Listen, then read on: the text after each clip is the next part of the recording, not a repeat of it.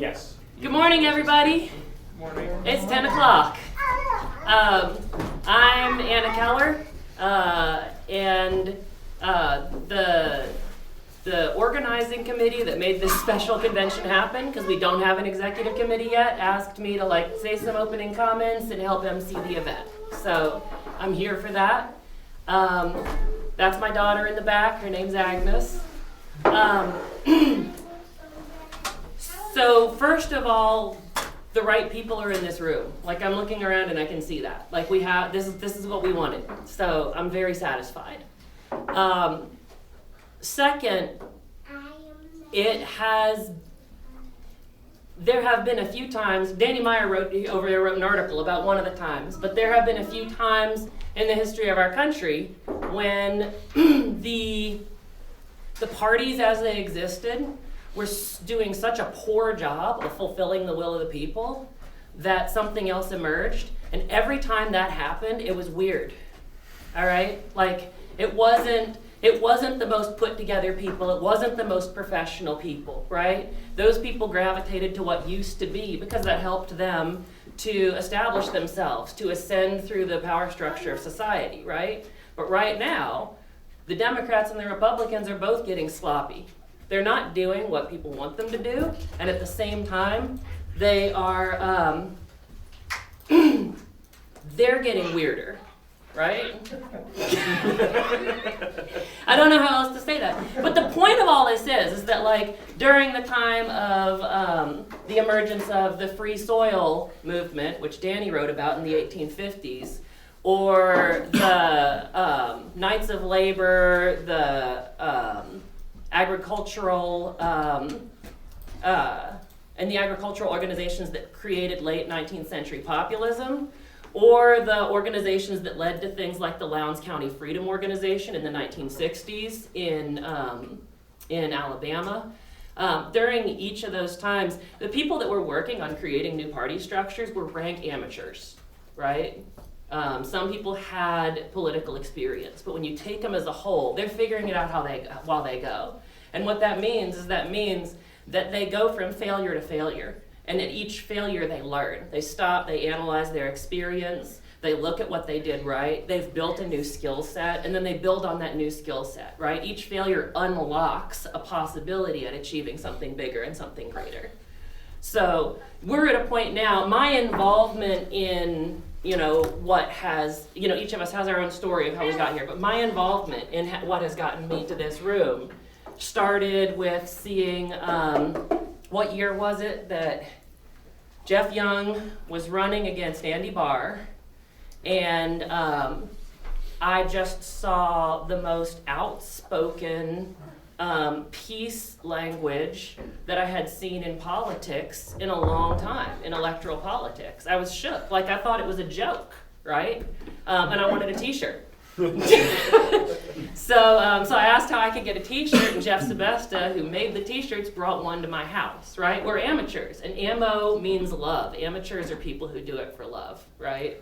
So out of that, I was drawn into Shauna's run for Congress, right? And Shauna, just her way of presenting the issues is exceptional. Her rapport with people was exceptional. Her stamina to go around to all the county Democrat parties, right, to try to do what it took to win the primary against Andy Barr was amazing. And she said the word genocide on Kentucky educational television on the Kentucky Tonight Show, where she was the only person who met the threshold to participate in the debates. She debated by herself because there was no one else who had reached that level, right? And then also, I know Kareem here, the organization he's involved with, Lexington for Palestine, encouraged people to vote uncommitted, right? And at that point, we had 33,000 Democrats, 40,000 total people who voted uncommitted in the primaries. Mm-hmm. And the delegates that went to the DNC were ritually shunned. The other members of the Kentucky Democratic Party wouldn't look them in the eye, shake their hand, or acknowledge they existed. And the governor pretended like we had less delegates than we did, right? He said that it was unanimous for Joe Biden, because that was who won the primary, right? But like in each of these things, I personally learned that there was a possibility to do something with electoral politics where you win even if you don't win the seat, right? And then because I learned that during Shauna's campaign, we dropped like 10,000 ceasefire now flyers on people's porches in Mount Sterling and Richmond and Harrodsburg, and and we had conversations with people all over the place, and it was amazing. And then she didn't win. She was 700 votes short of winning that primary, right? When I had no idea that uncommitted votes could produce delegates, and the delegates didn't get counted. But it showed that we can't push a ceasefire or stop arming Israel perspective through the Kentucky Democratic Party. Like, we thoroughly showed that. We tried, we gave it our best, and we worked really hard. And so that led to saying, okay, well, how can we get that voice up there? And so I learned how to canvass really hard this summer, right? And I didn't canvass as hard as some people did, like June back there was a boss at canvassing. But we got Jill Stein on the ballot, right? And then the strategy for the people that were involved in the Jill Stein campaign was actually kind of a research strategy. It was we don't need to burn ourselves out right now. We need to find out what's there when we don't campaign. So we got Jill Stein on the ballot, and then we stopped. We raised no money. We did no ads, we did no billboards, we did no door knocking, we did no nothing. And what we got for Jill Stein is we got right about in the middle of what every place she was on the ballot got.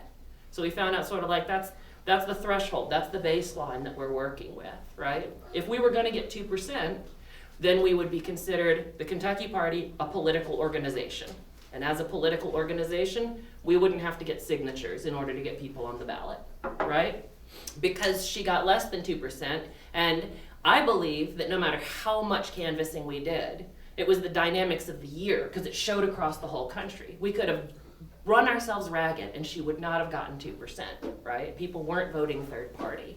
So we're a political group, and that means we can get people on the ballot, but we have to get signatures for every person that we get on the ballot, and there's races coming up for that. So this whole thing is a learning process, and part of being here at a convention today is actually to share some of what we've learned, because I'm telling you some of what I've learned, right? But Mikhail's been out there, right? Mikhail ran. What's that? Well, once, yeah. Mikhail ran. There's a lot of pieces. I ran door to door putting flyers on. But there's a lot of pieces of this puzzle that I'm not telling you. I'm telling you this story from my perspective, and a party's going to be coming from many perspectives, right? And there's opportunities for everybody here to speak during the day-to-day. But I also want to say that that where this comes from, the reason why we are starting a new party is because of two obstacles that we ran up against in the political process, right?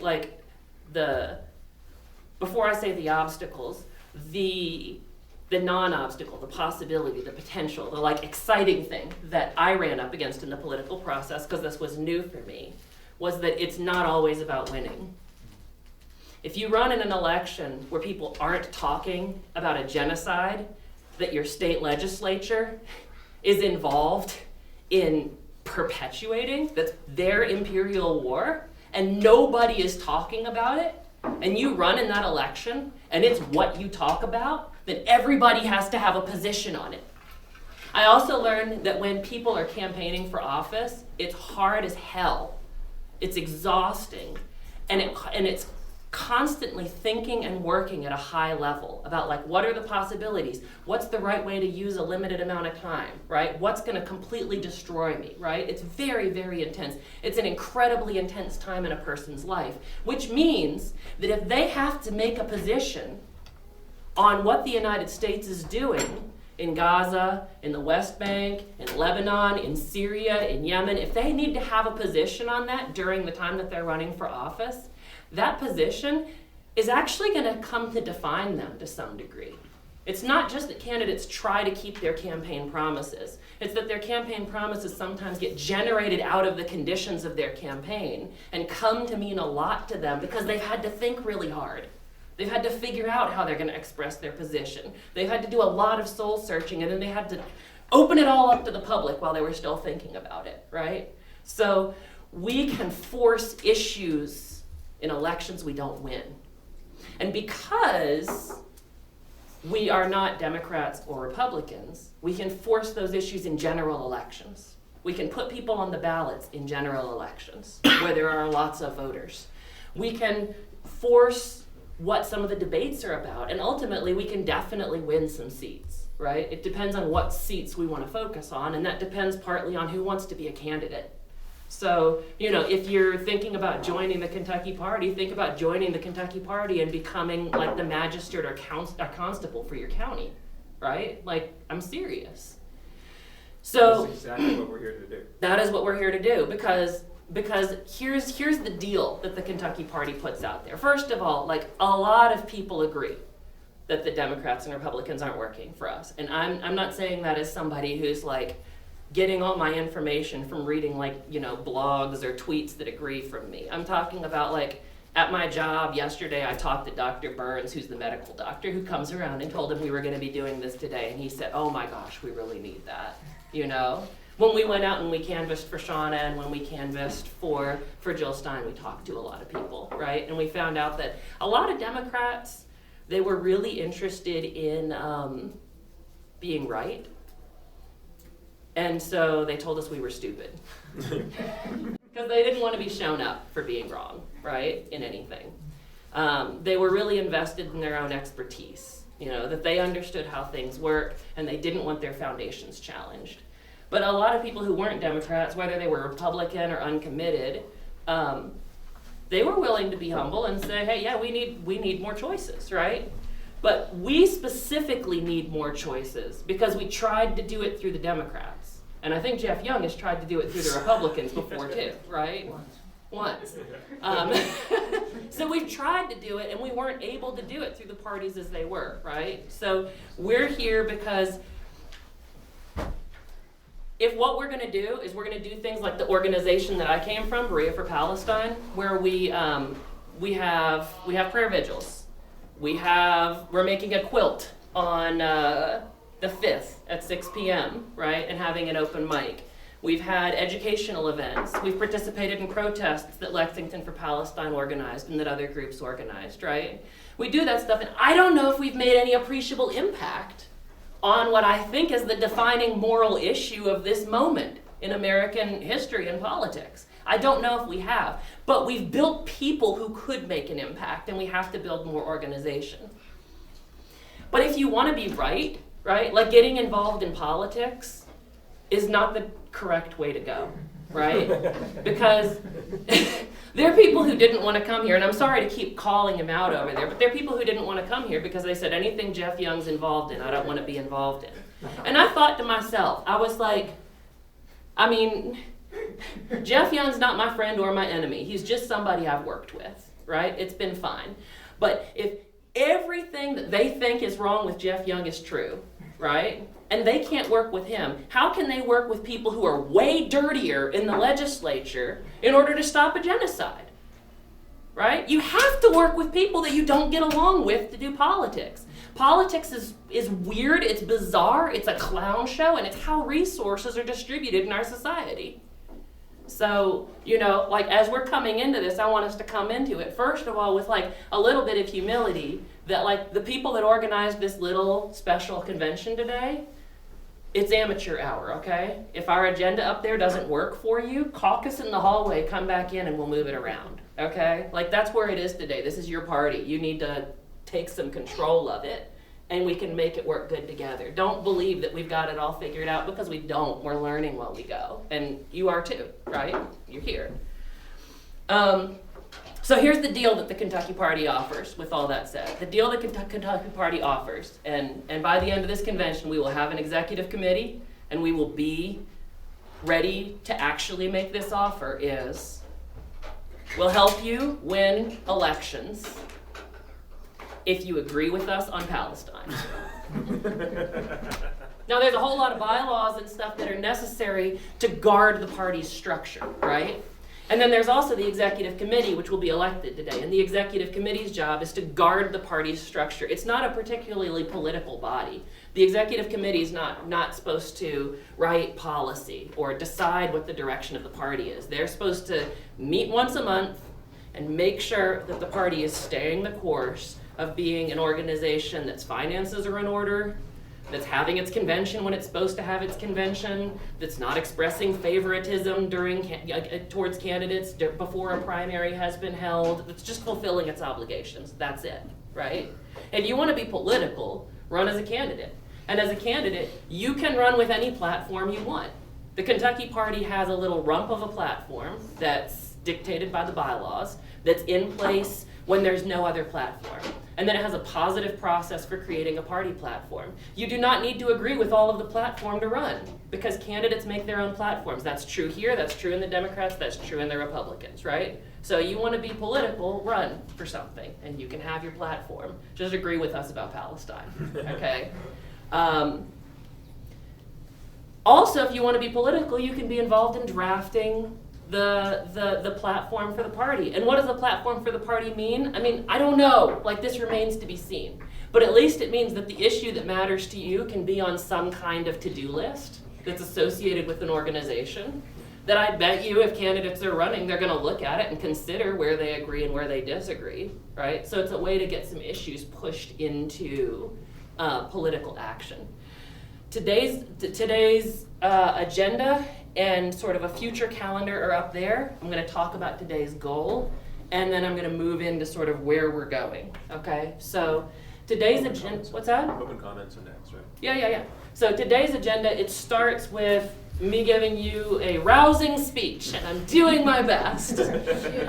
My daughter woke me up coughing at 5 in the morning. But we changed the air filter, so we can make change.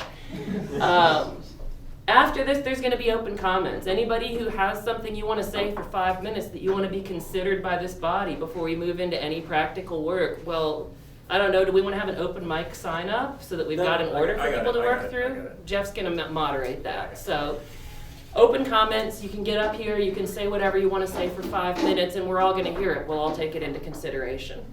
Everybody should have a copy of the bylaws right now. And the bylaws are something that defines what the party is or what the organization is. I thought we were going to do that in the morning. I thought we were going to do that in the morning. What? Look at those. Agenda.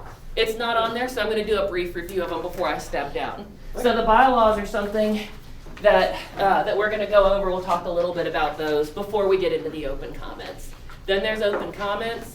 And the next thing that's up after lunch. Oh, you know what? I wrote agenda because I was talking to Agnes. That's supposed to say bylaw. Bylaws, perfect. Yeah. The executive committee discussion is going to be anybody who wants to be on the executive committee. The bylaws provide for the executive committee in Article 5. And there's also some posters that say join the executive committee that have information. So the executive committee will be elected today.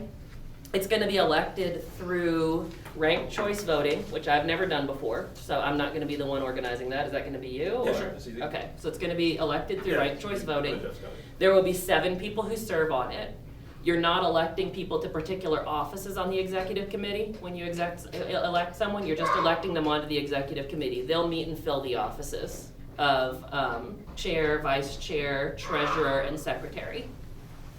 So that election is scheduled for this afternoon, but if there's people who are going to be gone this afternoon and want it to happen this morning, we can make that happen. Okay, what's up? Just one thing, the first executive committee is only going to be that until the next statewide convention, which I think is going to be May. Yes, May. 2025. So it's like for half a year. It's a 6-month commitment of meeting once a month. Probably mostly what you'll be doing is dealing with little details that need to be dealt with at the meeting. Yeah. Working on what it says there for 2025, building the organization, talking about how that can be done as far as resources, pledges, is people who are not donating money to the Kentucky Party, but who are saying they will donate money to the Kentucky Party. Petitioners is people who will collect the signatures to get candidates on the ballot, and candidates are people who want to run. So those are some of the things that are important to happen. And then you'll plan the May convention, which, you know, maybe about this size, it may be bigger, but it'll be better organized because it'll be organized by a standing body instead of by, you know, a group of people who are just trying to figure it out while we go, all right? More swag. Yeah, there will definitely be more cool stuff. So if you are nominated, maybe on the basis of some of your open comments at the beginning of the day, you'll probably be asked to say what you would do on the executive committee or why you want to be on it briefly, right? And then people can vote on that. If there are people who want to be candidates, want to work on the bylaws, that's what the breakout groups are about this afternoon. And again, I'm happy to move that stuff around if there are people who feel really strongly about any of these topics and are not going to be here for the whole day. If you want to change the agenda, I'm the person you talk to, all right? And I'll make it happen.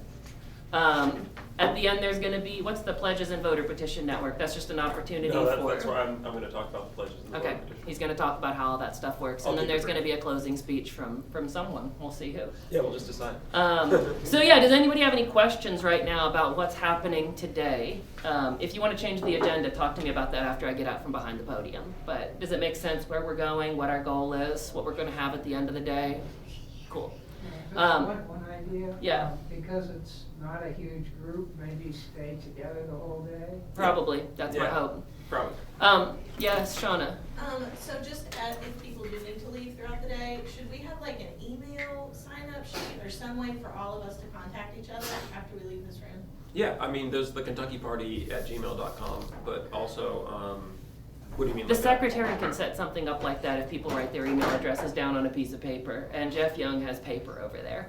I just wouldn't want to lose anybody that cares. Kentucky, Yeah. the Kentucky Party. Forget to text them All or spelled something. out, VTHEK. Okay, so let me talk about the future. That's the other board up there. So in the future, the stuff that I have at the top is not Kentucky Party stuff. It's just stuff that's coming out of the organizations that help make this happen. So there's going to be a vigil for Palestine on the 5th in Berea. On the 7th, Lexington for Palestine is marching in the Christmas parade. And Berea for Palestine's marching with them. So come join us. That's in Lexington. And then the next Berea for Palestine meeting is on the 12th, because the 7th or on the 5th instead of our meeting, we're having our vigil. But as far as the party goes, I already talked about 2025. In 2026, we've got chances to run for Senate, which we would probably be more about shaping if we were going to do that. Also, 5,000 signatures is a lot. That's punishing. We'll see how many petitioners we have. The 6th District House is Andy Barr. The 5th District House is Massey currently. Those seats may be open. That's 400 signatures each. That's an afternoon at EKU to gather. That's not a big deal. And then there's the county magistrate and constable seats. In 2027, if we get 10% of the governor election, which it takes 5,000 signatures to be on the ballot, then we achieve what status? What is that? Oh, that is party organization according to KRS 655 through 675, but Right. not 653. So it's a chance to gain some extra status, to not have to keep petitioning every time we want to get somebody on the ballot. It would mean that we would be automatically on the ballot in 2028, and yeah, that's how it would work. And would we have primaries? Would we have Secretary of State run primaries if we get 10% of governor? That is an interesting question. Yeah, I think actually, yeah. Yeah, I think we would. so yeah. we would have Secretary of State run primaries wow, we'd instead get of doing everything our we own. wanted. We'd get everything we wanted with 10% of governor, but 10% of governor's tough. So, it's just a matter of whether that's something we want to do. You need a candidate, and we would need to work that hard. It says SOS after that, that's Secretary of State, also 5,000 signatures, and that's an office that we might be able to get. And Secretary of State is, it's a very important office for an organization like ours. That's of Kentucky. 2028, 2% of president, it makes us a political organization, so we don't have to get any signatures anymore. 20% of president, which is probably unrealistic at this point, but who knows where we'll be in 4 years, right? Is 20% gives us party status, and then we get state-run primaries as well. So that's kind of a little bit of a look at the future. Any questions about that before I jump on the bylaws and get out from behind the podium? If there's no questions, there is food in the back of the room. Bathrooms are through this door. And I just want to just call some attention to the bylaws before, and think about what you might want to say. If you're going to jump up here and have 5 minutes to say to this body about what we ought to be doing, or what you want to do, or whatever. You know, what passion is on your heart right now. So if you have bylaws in front of you, this bylaw these bylaws were drafted. The first draft was written by Jeff Young because at that point we were thinking that we needed to be associated with the Green Party to get Jill Stein on the ballot. And so he put something together that met the requirements for being involved in the Green Party so that we could submit it to him. And then we built from there when we realized that we don't need to join the Green Party. Joining the Green Party is not even something we're discussing today. It's something that we may discuss at the May convention, and there's pros and cons. Like everybody that I know that has an opinion on it doesn't agree. So then it went through 17 drafts. And this is the 17th version. This is the, what seems like the final version. And those 17 drafts came from listening to people who've been involved in a lot of this work, but it also came from the people who were nerdy enough to sit down and do 17 drafts, which was Jeff Sebesta, Jeff Young. So the bylaws can be changed by a process in the bylaws. So this is not necessarily the final draft, but this is the draft that the first executive committee is going to be working with. And it starts out with goals at the very top. And those goals say that the members are where the power comes from in the party. That the purpose of the Kentucky Party is to get political power and achieve its platform. That it's going to get and maintain ballot access, and that it's not planning to dissolve at any point in the future. Is there any questions or comments on the first part? Feel free, we can talk about this more later. You can talk about it during your comments. I'm about to go into Article 2, that's the foundational principles. The foundational principles are interesting because A through F of the foundational principles are the platform of the Kentucky Party until another platform is written. So they are what the Kentucky Party is saying publicly, not just internally, as far as how it's going to operate. So first of all, it's a lawful party. And part of the reason why it's a lawful party is because it's a lawful group at this point. But the reason it's a lawful group is because the political parties we're up against routinely break the law.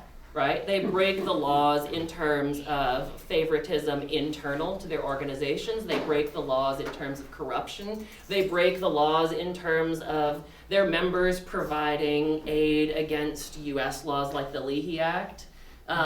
They break international law, right? Like, again, that Netanyahu would be invited to come speak before Congress when he should be arrested, right? So we're a lawful party because we're standing against that. It gives us kind of a foundation for that.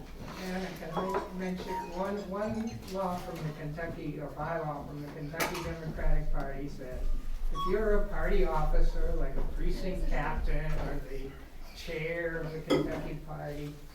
Of the Democratic Party. Democratic Party, yeah. And you do not support the nominee of the Kentucky Democratic Party, you will lose your office in the party.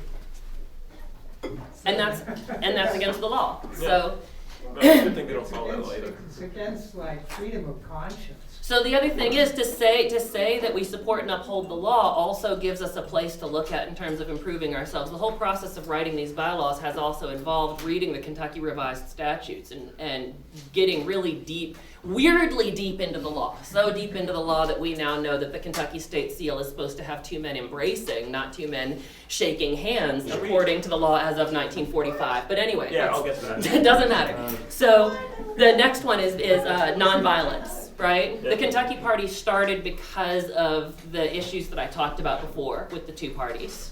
The way that they would not allow us to take a position against U.S. military funding and arms exports. That's foundational. That's the second one.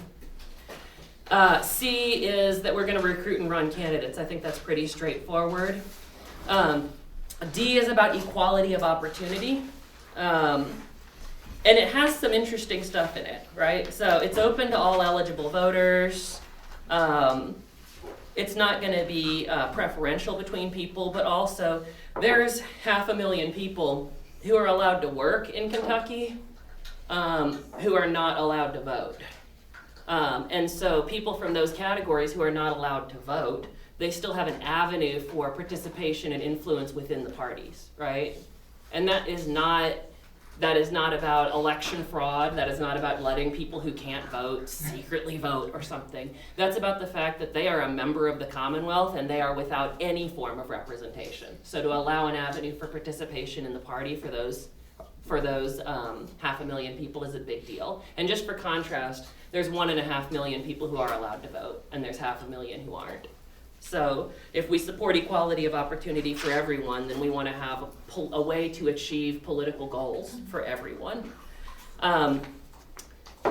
Leadership development and learning how to run for office are also things that the party pledges to do right here. E says that we're going to increase public participation at every level of government. Some of what that means general voter education, right? How many people here know what the magistrate or the constable do? Oh, are we supposed to raise our hands?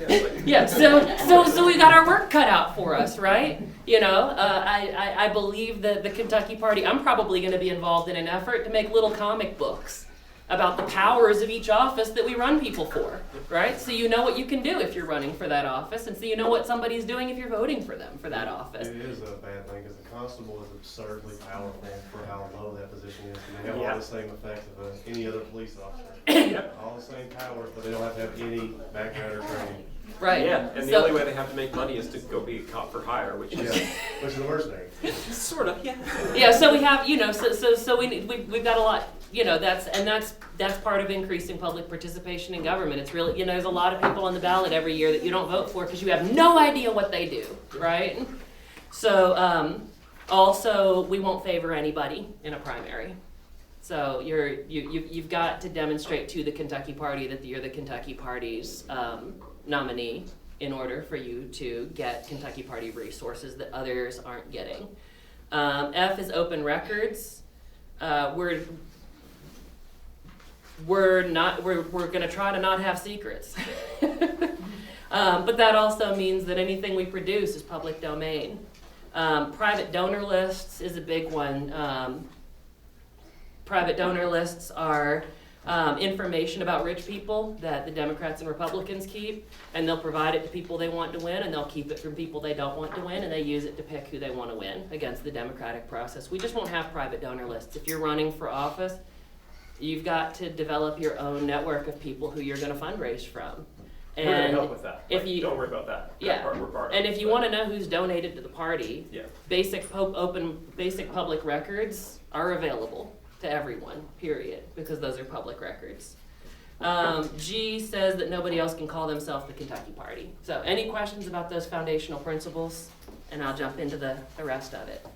I think that, one of the points that Jeff mentioned about the Democratic Party, you had said earlier a comment about both parties.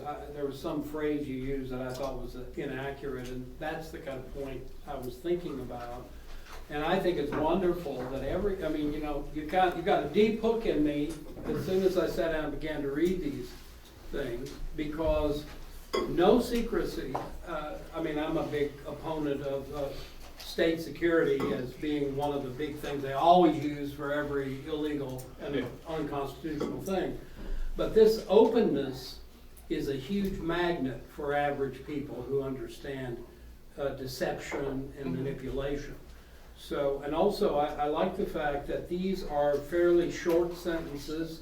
They're not overly compound, complex constructions, and I'm very, very impressed. So when I saw this, I had to fill out my party switch. So anyway, keep it up. Well, thank you. We put some effort into it. Yeah, because how are imperial wars maintained when they're unpopular. They're maintained through secrecy, they're maintained through deception, and they're maintained through raw and often illegal acts of pure power. So part of being able to achieve the goal that we have is creating a structure for the party that prevents those avenues from being taken by whoever should be on the executive committee. Any other thoughts on the foundational principles? F2, Yeah. it says the addresses of the EC members will be published online. Yeah. That is, I mean, that's the case anyway. If you donate money, Yeah. your address is online. So, yeah, the EC is essentially conceived of as a functional entity. It's for people that don't really want to shake their fists, they just want to work and get things done. So hatred is unfortunately part of American politics. It's something that we all have to deal with. If you engage in politics, you engage with people who hate you. You know, even if nobody hated you, somebody would hate you just because you're so popular. So it is unfortunate, and I understand that if it makes you feel nervous to have your address out there, but if you are going to do this, there's no way to participate at any higher level in any party without having your address and your phone number be out there. It's just part of it. And honestly, Republicans are very, very good about giving out their phone number and answering their phone. Democrats are terrible about it. Republicans are good about it. I'd like us to be as good as the Republicans on that, if not better. That does mean your phone rings, but honestly, all of our phones are ringing like 19 times a day because of this Medicaid crap anyway, so whatever. Yeah, anytime I've ever done phone banking, conservative voters are more likely to answer. Yeah, yeah. Yeah, when I've lobbied, it's the same thing. It's like the Republicans will like be like, "Oh, here's my personal number. If you're having trouble with getting through my secretary." Yeah. Democrats are like, "Please never come back." I also think know Anna nailed it though, because it's like they are invested in the idea that they have this expertise, and anything that challenges that expertise really bothers them because maybe they're not level 9 electoral experts. So they get really angry. Now, I want to say that I don't know if anybody else in here has had this experience, but I do know that Jeff Young has had his phone number and address on his website whenever he's run for office. Have there been any negative consequences that have come to you from that? Because people hate you. People also love you. She Yeah, but there are people who hate you, right? And you put your address and phone number on your website. What happens? Yeah, right, but few people call to cuss me out, 2 or 3 a year. That's not too bad. Yeah, that's right. That's right. It's not too bad. And anytime you attack the roots of fascism or greed or all sorts of things, that is going to raise up the most serious opponents, including those who might kill you. Whistleblowers and others experience, Well, no one's killed any of us yet. Well, I mean, I'm not joking about it. Yeah. Haven't got No, a it's- powerful enough No, yet. it won't happen, but, Yeah. Jeff is so congenial and open, he's not really that kind of a target, but anybody that has the potential to become successful becomes a real threat. As long as you're small and you're just a Kentucky party, well, yeah, but when you get threatening, Yeah. something is gonna happen. Absolutely. Yeah. I know other people in the room have experiences as well, but the only kind of true harassment I've had at my residence has been by police, and they already have your address. Also, if you're a registered voter, and you know your birthday, you can also look up your address. Yeah, actually, that's incredibly true. Yeah, you're right. So if you ever post on your Facebook, "Oh, today's my birthday and I'm this many years old," that's your full birth date there. Know your full name. There you go. But I want to say also that we are courageous, right? Sitting in this room, and one of the ways that courage works is that I know that for me, when Berea for Palestine was started, I didn't want to join it. I didn't want to be involved in it because I was afraid about what would happen to me by being involved in this group that I've now been involved in for well over a year, with weekly meetings, a very, very visible public presence, shouting over Mitch McConnell to the point that he couldn't be heard at all at his speech at Fancy Farm. Oh, I watch You that know, video sometimes. That video makes me it's smile. strange how often I see myself on television, Yeah. right? I work at a mental hospital and I see myself on television, but it's really me. It's weird seeing my face in unrelated news articles from the fancy farm that like just were completely unrelated to whatever's going on. Yeah. And they're like, and here's this image of everybody shouting. Exactly. So Yeah, that, you know, that, so that this was is, a funny one. 'cause, well, like, one of the things that's happened, right? One of the things that's happened is that we keep overcoming fear after fear after fear after fear, and it's true Yeah. that there are threats that we may face, or we will face at some point if we get big enough and loud enough. You know, if we start to attain significant power, That 20% of the presidential, that'll get you some attention. that gets Oh, you yeah. some attention, Yeah. right? Whoever's And- running for that'll get a death threat or two. But it's not just, we shouldn't just concentrate on the But- threats. Like, sometimes you need courage just to do it. Just to Like, do something. Just yeah. like, and I mean, like, I don't mean this in a weird way, but like, hanging out with us will test your courage sometimes. Not just because like we say wacky things, but because like sometimes you're sitting in your car outside the protest that we're all about to go to, where like the moment for me was when we went and protested KET in 2019, and I was like, if I do this, KET will never forgive me. They will never love me. And I was sitting in the car going like, you know, I could just drive home. But I didn't. And nothing bad happened to me because of it. Actually, it was a lot of fun. I've had a great time. But there are times that'll test your courage here. So the for sure. question is, how can we protect each other when dangers present themselves as being really there?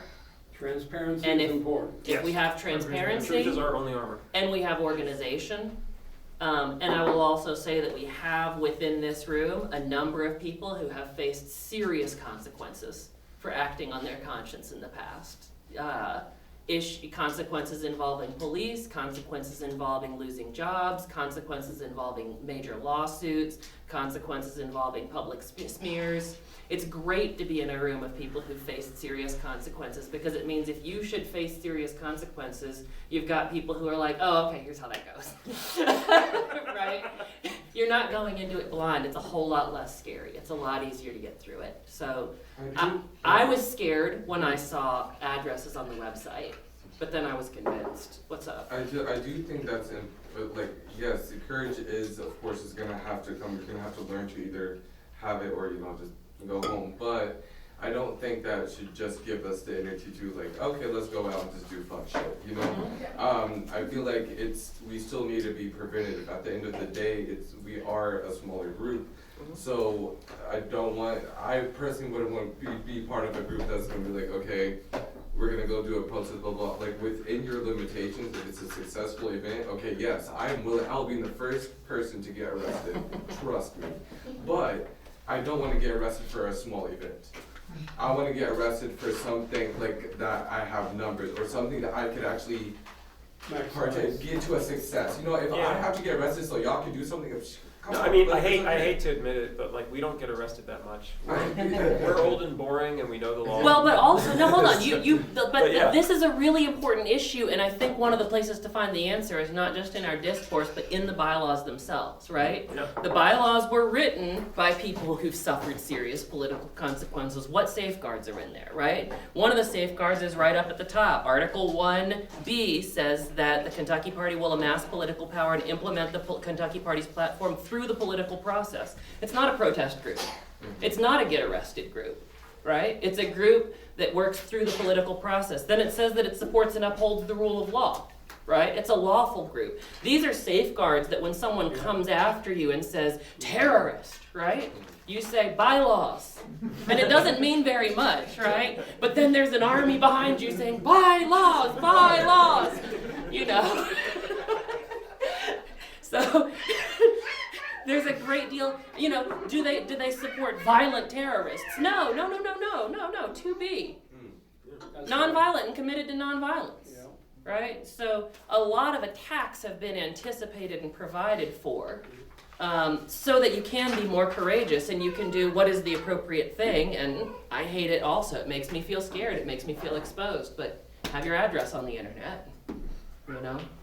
Do we want to talk more about that, or do we want to move on? I have a number of things when Mike will be open about these subjects. Perfect. Absolutely. Yeah, and I would love, once we get through the bylaws, we're gonna start with public comment. So if you're collecting like more than just, let's get to know the bylaws, but you're like, I really wanna hold forth on something should be different, something is excellent, whatever. It's 10:44, Bring so it up let's here. get through the bylaws. We're gonna get through them. All right, we're on Article 3, which is membership. We already got through the hard stuff. So membership says you're a member if you register as a member. So everybody who registered up there is a member of the Kentucky Party. Out of curiosity, did anybody not register? Not making you feel singled out, but. I didn't You yet, but I'm Smart. about to. I'm still a Republican, sorry guys. Yeah. I'm gonna do it once I sit down. People who are not eligible to vote can be non-member friends. We talked about that before, but this provides for how, what exactly they can do if they're not able to vote. And we provide for people who are under the age of 18 to participate as youth members. Guardian consent is necessary for that, so that's in the bylaws. Is Agnes a member? No, she's not. Yeah. I don't know exactly, I don't think youth has been defined yet. She may not quite be youth yet. Personally, I think about it as old enough to work, which is 14 in Kentucky. But also because people who are not allowed to vote generally are more likely to be more vulnerable than people who are allowed to vote. You know, felons, adjudged mentally incompetent, youth, and undocumented, right? We can create policies to specifically protect them because they're more vulnerable so that they can participate in ways that they feel safe. By the way, on Yeah. that point, Yeah. for people who are felons, is there an intentional way that they can be identified to work with the party since they're denied the right to vote? That's a constructive point for the public to see that there are a lot of people in the public that have convicted felons in their families and who do not like that consequence, who, if they heard this party had an active auxiliary member of convicted felons who can put all their energy of anger and hope and desire for change into a constructive, intentional membership, that's something nobody else has. And you're channeling all that energy that they have. It will be something that will build the party from an oblique and side angle. I just suggest that. Yeah. And I think anybody who's going to be on the executive committee should also hear that. Put that in your ear. Keep it in your ear. Well, felons can actually vote in Kentucky right now. It's a bit of a hot potato with executive orders. Because the first Bashir granted it, and then Bevin took it away, and then this Bashir gave it back. So it's almost certainly going to be stripped when the next Republican That wins. underscores my point. So, yeah. Because this would exempt, regardless of the current status of Right. the law, this party believes in these people, Right. you know, and Right. they're, you know, Believes that they are members of the Commonwealth yes, and have something to contribute to it. yes. If you move, you should let the party know that you moved so that they can stay in touch with you. You can't be expelled against your will from the party. And any meeting that happens in the party, this is a transparency thing, is open to observation by anybody in the Kentucky Party. Can I move on to the annual convention? Okay, this is not an annual convention because it doesn't meet the bylaw rules for an annual convention. It's not in May. This is a special convention because we need an executive committee. So the annual convention is the highest decision-making of the party. It's going to be held around the time of the primaries during years when there's primaries. So that's why the language is the way that it is in there, because that's the language in the law for when the primaries are. There's not a primary next year, but the party's going to be, but we have a convention every year, not every 4 years. And then conventions, including this one, are open to members and registered guests and registered reporters. If you're not a member of the party, you're a registered guest now, so we're compliant. With their own rules that we made up. Right, but you can't vote unless you're a member. Can we go on to 5? Cool?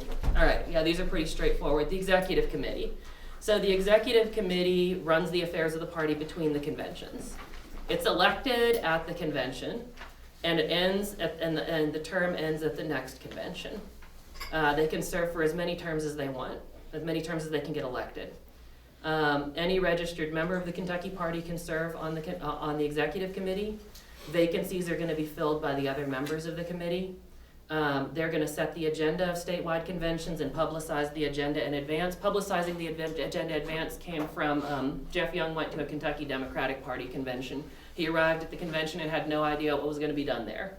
And it was hard for him to participate in the ways that he wanted to because he was not provided with the agenda in advance. So that's useful. It would be great for y'all if you knew what we were gonna do today before you got here. Next time we can do that.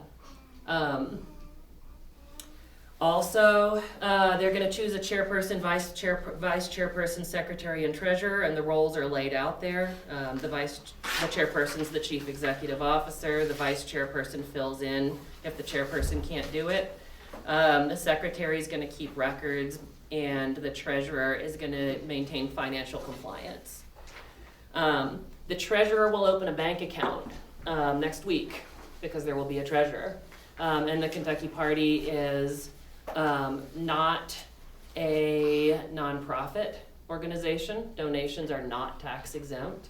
That also means that one thing that I learned coming from more of a nonprofit world is you're free to do a lot more things when you're not a nonprofit than when you are. So the Kentucky Party can do things that nonprofits can't Less do. federal oversight and Yes. scrutiny. Yes. However, the records will be out because one of the ways that enemies come for you is they come for you to say that you have financial and accounting irregularities. So the person who is the treasurer, it's very important that that person be very serious about bookkeeping, every single penny. They have to meet every month. They have to have 4 of 7 members in order to have quorum and make decisions.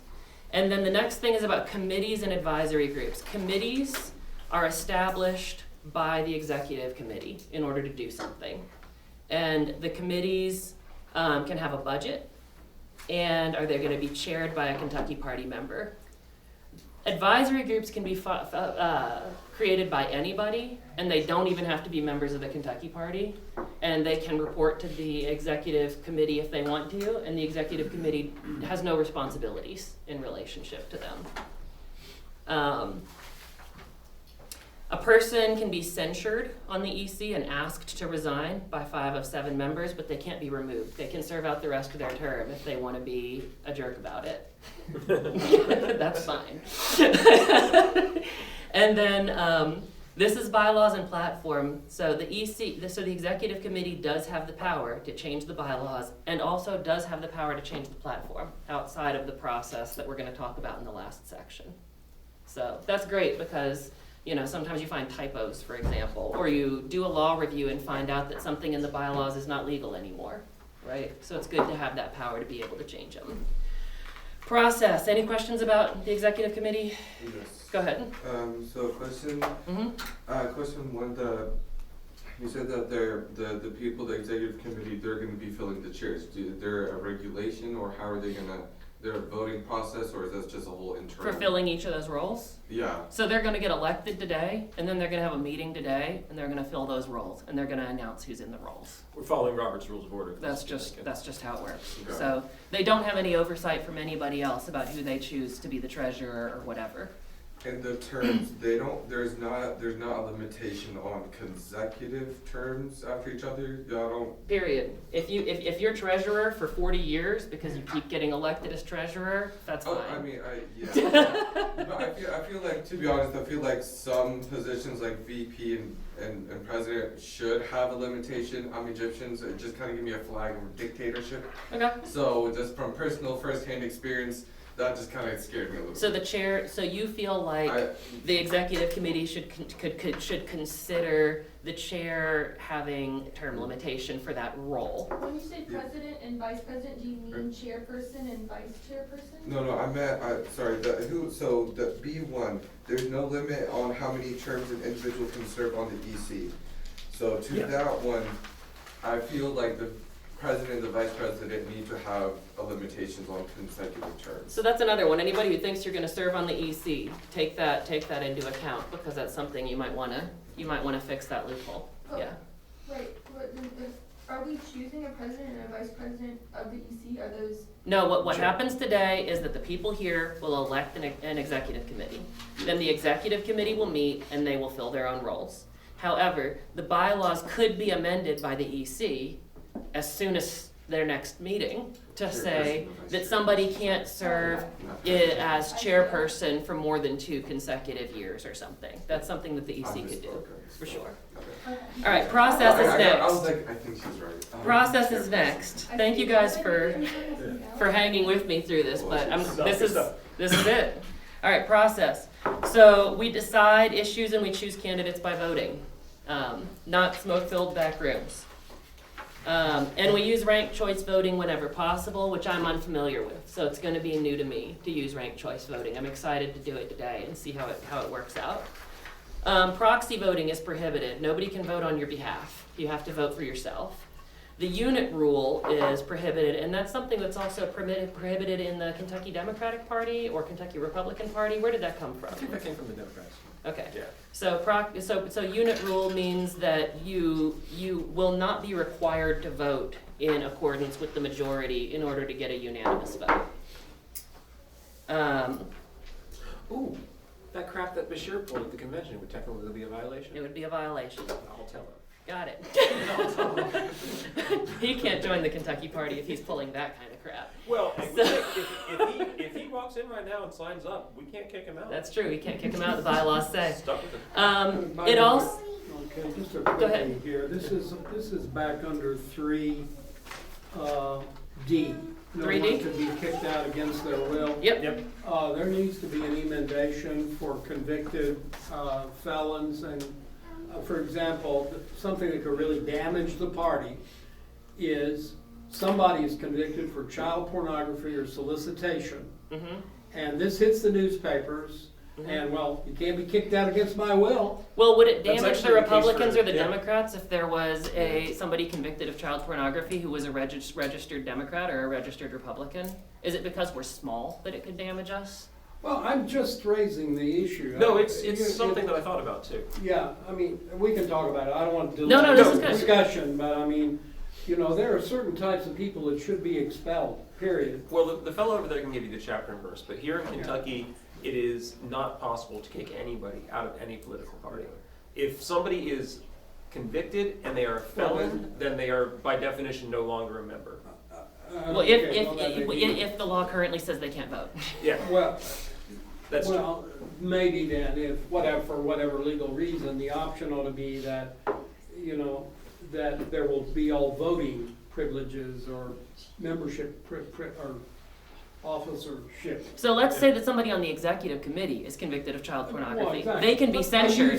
They can be That's not- censured and asked to resign, I right? mean, Because they're in a murder counts, position. but you get my point. But listen, because they're in a position of leadership, Yeah. and under Kentucky law, you can remove somebody from leadership Yeah. for those kinds of violations, but you cannot remove someone from political participation for those kinds of violations, and that's what Until removing they're someone convicted. from their party does. Yeah. Right? They have a right to vote, and that Well, right is guaranteed. Yeah.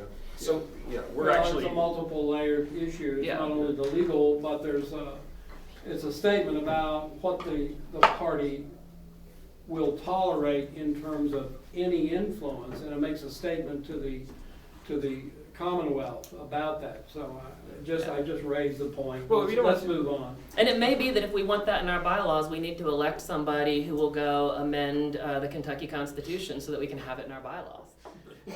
But no, I mean, as I understand it, oh, sorry. Oh, sorry, go ahead. I was just about to say, we could just do an adjustment and say that every case will be handled by case. But we Just can't say cover that it. because that's not legal. The law is very clear that Yeah. if somebody is registered with the Kentucky Party and they have not lost their right to vote, then there ain't nothing we can do about it. So like a convicted sex offender would have lost the right to vote because they would be a felon. Depending on who's Well, the governor. let's move it to something less. Emotional. Okay, let's say, because we all just read section 145 of the Constitution because it was in there. So let's say that somebody under section 145 becomes incapable of voting. Like, let's say that somebody becomes stupid. No, they become adjudged mentally incompetent. Yes, Right. judged mentally incompetent, and they lose their right to vote. Right. Technically, they have just lost the right to register with any party whatsoever, not just us, the Democrats, the Constitutionalists, whoever. So that means that they, by definition, can no longer serve on the EC. And that gets into, like, can they be a friend of the Kentucky Party, which is much more nebulous. And then we would have the right of association to be like, look, we don't really want to be friends with you anymore, you're stupid. Well, Yeah, I mean, actually- we're not gonna work this out today, but I do hope that everybody who's thinking about serving on the executive committee hears these concerns, right? And also hears the response. Well, one thing that's self-contradictory, I mean, the fact is you've got Article 1 and 2 at least on goals and principles. Mhm. So someone should be expelled for contradicting our goals and principles. But we can't. No, that's the thing, because even, it's the same case with every party. Like, let's say you were a Democrat, not to insult No, anyone. I'm a Republican, all right? Yeah, let's say I'm you're a a Republican. Republican, and you know what? No. I mean, I'll stop being a Republican really soon before I vote, but Yeah. I'm a Republican, and do you know how much I disagree with? Do you know how much I couldn't have imagined being a Republican while George W. Bush was president, right? And there's still a lot of his ghouls, running things, damn Cheneys and so on and so forth. I know the Democrats are courting them now, right? I don't need to agree with the foundational principles of the Republican Party to be a Republican. I registered as a Republican because I wanted to vote in certain primaries. That's why I did it. So there's no ideological purity test. There's no, at this point, Republican, facial scanner that's making sure that, that I'm pure enough to be a Republican. I'm allowed to register because I am a citizen of the Commonwealth of Kentucky and of the United States of America, and that's the law. And this is not an ideologically pure organization. No, I'm assuming that's why he brought the point to be kind of like this party be a little bit different than the other ones, where certain members would be excluded for things that other parties would allow. Like, you could be kicked out of the Libertarians for being a socialist. That is not the case here. We allow both Libertarians and socialists. Sorry. I will also say, say we did, for whatever reason, aside from the legality of actually doing it, kicking a person out of the Kentucky Party for something they're technically not convicted for, but is accused of. It's made the news. It's a big thing. Say there's a case where that person is completely 100% innocent, and we don't know that. Maybe the law doesn't know that. Maybe they actually do end up really getting far with people just not believing that they're innocent, even though they are. We could be burning bridges with that person by kicking them out. Again, it's a legality aside. So there is. I thought about that point, and character assassination is a common strategy. Yeah. So, for example, if there were charges pending in an investigation, temporary suspension category pending, outcome is a legitimate and moral support for that person and against or for their prospective innocence. So you're right. I mean. And we could 100% believe that they did it because of all of this evidence or whatever. But it's not done yet. If we have the ability to witch hunt, No. if we have the ability to witch hunt, then we have the ability to destroy ourselves. Yeah. If we don't have the ability to witch hunt, then listen to this. Somebody says, well, why do you allow that person in the party? Why do you allow that reprehensible human being in your party? Well, because we follow the law. That's right. So if we're allowed to expel people from the party, then it's the responsibility of the executive committee for every single person who's in the party, because they have proactively allowed that person in the party. But if we don't have the ability to expel, then it's not the executive committee's responsibility anymore, it's the law's responsibility. I think that's a strong argument. Yeah. And at the end of the day, I think that the people in this room are probably gonna end up as friends, but this is not about necessarily, this is about finding people we can work with, not people we wanna hang out with. And if we're gonna win major elections, we're gonna have enough people in the party that we do not know them all. Yeah. Yeah, by definition. Yes. Oh, yeah. I mean, another point on it too is, with the way that the current political climate is heading. I mean, I'm a queer person. I'm neurodivergent. I struggle with disability and stuff like that. At what point does the law regress and stuff like that? Where people are being, the witch hunts against trans people. Mm-hmm. I'm non-binary and trans. At what point does it if I come into legal issue for whatever reason, because of the witch hunts against trans people, at what point does somebody who is, who ends up being homophobic and transphobic and all that kind of stuff, who's inside, maybe even manages to be inside the executive committee, I'm not saying that anybody necessarily is or isn't, it is a possibility. At what point does that person, you know, if we end up being like, you know, okay, well, we've had to take this person out because of whatever thing, like if we're, Right. you know. We don't have a provision for an anti-Semitism task force, right? Last one didn't work that well either. There's like, if we're expelling people Oh, for yeah. if we're expelling people for any kind of Right. legality issue, That's you not know, what I was saying. even if you're not, well, no, because I'm not saying that that's what you were saying. But if the legislature says you can't vote anymore, you can still be a friend of the Kentucky Party. You don't lose your association. You just lose your voting rights. Yeah. That's also not kind of like. I know, I hear what you're saying, but we don't want witch hunts. Let's move on. It's 11 o'clock, all right? I think that we've laid out enough of the arguments that there's enough to consider for the people who can make the decision on it. I'm going to move through process. Let's see, no, hold on. What do we do? Yeah, process is next. Local chapters is going to be a breeze. And then platform. And at that point, the mic's going to be open to people who want to speak. So process, we just finished actually. Sorry. No, the debates. No, we started. Okay, yeah, we were up there. Okay, so process, we did unit rule. That was where we stopped. We're up to Zoom membership. So, and yeah, A, we're at B. So, B says that there's going to be online meeting capacity for the EC, and the point of that is transparency.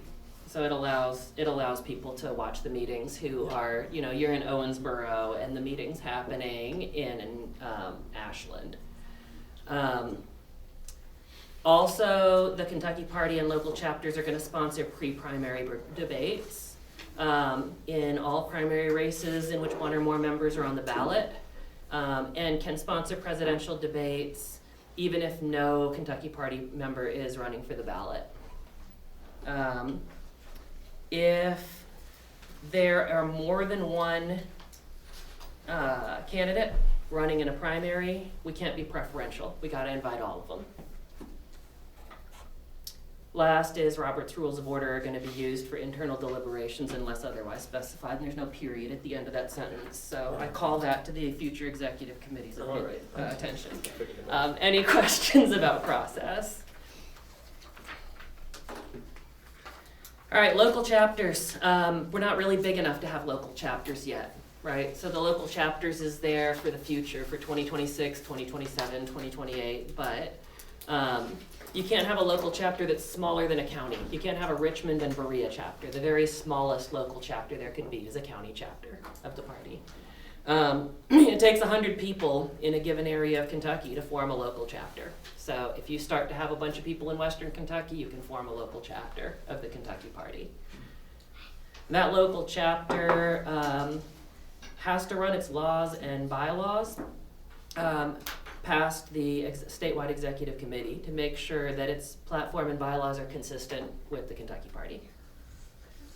It's going to have an EC that looks like the statewide EC, and if it violates these bylaws or its own bylaws, the law or the Constitution, then the EC can have a hearing and can also close a local party. Now, all the members of the local party, they're still Kentucky Party members. It's just the local party as a political body can be dissolved. And the decision by the statewide EC can be appealed by a local chapter if the local chapter thinks that the EC is out of line.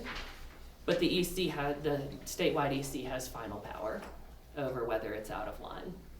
Any questions about local chapters? We've got a while before we really get there. Platform is the last section. So it says we shall produce a platform each year. During years that nobody really cares about getting anything into the platform, it shall be produced by it being Article 2, A through F, right? But this is probably the part that describes a process, so it's probably the most complicated to get your head wrapped around piece, which is why there's little flyers about how members create the platform. Because you can see this from the point of view of, I want to get something in the platform, right? That's one position. I want to be involved in creating the platform out of the things people have submitted. That's a second position. And I want to be involved in approving the platform, right? Like that's a third position. So there's 3 different places that this is covering. So the platform will change from year to year. We won't have the Kentucky Party platform. We'll have the 2025 and the 2026 Kentucky Party platform. Anything that's placed in the platform sticks around in the platform for 4 years, and then it sunsets. So if somebody really cares about it, they've got to renominate that piece of the platform to go back in after 4 years. If nobody renominates it back in, that means whoever was enthusiastic about that is gone, right? They're no longer enthusiastic about it, they're no longer involved, so it can go away. The point of this is so that the platform stays tightly focused on what the party is focused on and doesn't turn into a giant sprawling mess like the Green Party's platform. The Green Party's platform is so huge that everybody in the universe can find something in it that they strongly disagree with. And the majority of the Green Party platform is not a priority for anybody in the Green Party, right? So it's accumulated this giant mess. We need our platform to be a succinct document, just like our bylaws are, of what we're actually currently about. So everything sunsets. So each year, the things that are submitted to the platform go to a vision committee, which gets established by the executive committee. And the vision committee has a chair and a secretary who are appointed by the executive committee. And anybody else can join it, they can rotate in and out, they can be involved for a little while. It is established at the convention. So if today people have things you want to put in the bylaws, you could write up things that you want to put in the bylaws. Or in the platform. You can pass them off to the executive committee, and the executive committee will create a vision committee to start making bylaws out of them. So the vision committee can start meeting today. They can meet whenever they want to. And they meet until they've produced a proposed platform out of all of the suggestions that have been made. C is what I just said about how it gets submitted. Each person can submit 1 platform item per year. You have to be a Kentucky Party member to submit one, and you need 5 other Kentucky Party members to sign it. So if you have stuff you want to put in the platform, you're in a room full of more than 5 other Kentucky Party members, you've got everything you need to make it happen now. You write it as, shall the Kentucky Party contain the following provision, and then you put in whatever it is that you want to be in the platform.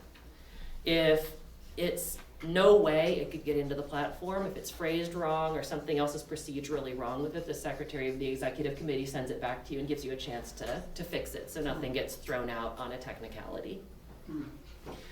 So the vision committee has different quorums to allow it to be kind of an amorphous body, but they could meet at the convention, put together their proposed platform, submit it to the executive committee, and the executive committee says, good, it's great, and then they're done. As soon as the platform is accepted, the vision committee's gone until the next year. It only serves until it's produced a platform that's been accepted. So the vision committee is going to produce the platform, is what E says. And once they've produced it, they're going to send it to the executive committee. That's what F says. And the executive committee is going to look at it in a timely fashion. And they're going to say, this is great. Here's some suggested changes, or absolutely not. They're able to send it back to the vision committee 3 times. The vision committee has real power. It's not just a fake body, because if after 3 times the vision committee says, no, this is the platform, and they submit it in the same words, then it becomes the platform regardless of what the executive committee says.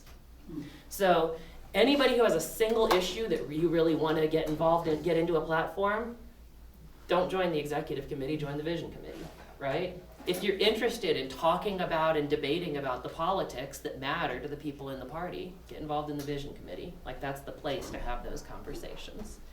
So that stuff gets put in. If we have a vision committee meeting today, and you guys propose a platform out of 3 or 4 things that people have suggested at this meeting and gotten their signatures for, and you submit it to the EC and they accept it, then those items will each be dated as added in 2024. And that means in 2028, they all sunset. And then next year, more stuff will be added or amended. And the next year, more stuff will be added or amended. In 2028, the stuff from this year falls out unless it gets renominated. Any questions about that? That's a complicated process, but it creates a place for different kind of people to participate in different kinds of ways in the party. What's Very inductive. that? Yes. It comes out of Quaker and Rainbow tradition, if you're curious. What's up? I was just gonna ask, do we have like a website already available with the bylaws, and any like, how is this going to look if somebody's not able to get like a paper copy or something in front of them, or not able to get like? We have registered domains and there's not websites built yet. If you want to find the bylaws right now, they're available on the Facebook page. Jeff? Right, I was just gonna say that, the Kentucky Party is a Facebook group. Yep. Yeah, and the website will be built as soon as somebody builds it, which will probably be pretty soon. But Well, it's gonna be actually, nice to have a I'm governance sort of structure inspired now that we first. found all this stuff about the Yeah. flag laws. All right, anything else? Go ahead. Mhm. To continue, I guess my question is, when the website is being built, is there going to be a place where we can see kind of like the agendas and the work that's kind of being put in and considered and thought, and are we going to see the changes, in separate areas, or are they going to be like, So all of that stuff was actually in an old version of the bylaws and got pulled out because simple is good and overly restricting the executive committee with things that they can't all keep in their head is rough. But Jeff Young's vision for the website was that the website include a significant amount of ability for deliberation to happen through it in terms of forums, online meeting access, current versions, versioned documents. You have the current version and you also have a history of the changes, right? Those sorts of things are things that are expected to be on the website. What's up? Who runs the social media? Is that something that's to be? Who runs the social media? It's on case-by-case basis at the moment. That fellow who just walked out, Riley, has the Insta, and I think you have the Insta too. Yeah. I have the Facebook and the Twitter. It's a funny story what happened with the TikTok. But as you see in the bylaws, it says the official organ is the website. So that gives us a space to have people have their own version, like the Kentuckian is run by Anna.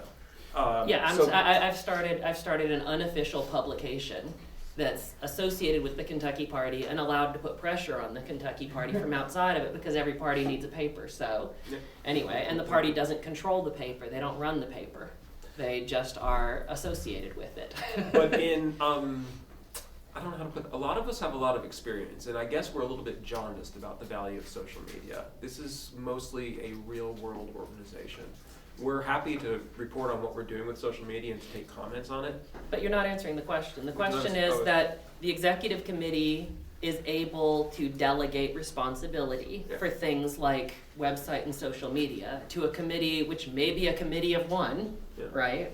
In order to make those things operate. That's where the responsibility is vested for those things. Yeah. The EC could delegate. Yeah. So we made it through the bylaws. Any last questions while I'm up at the podium? Otherwise, I'm going to get down and we're going to move into about 45 minutes is the maximum time that we'll take, but we could take less than that if not everybody's inspired to speak. Get some coffee, get up, walk around, and come up here and speak your mind. Do you have a process for how this is going to happen?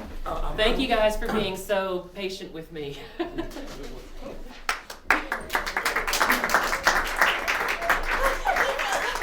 want to have everything? Come over here. That's a nice thing about politics. Everybody claps. I put my notes on a paper plate while we were She has talking. something she wants to say. What do you want to say? Here's the microphone.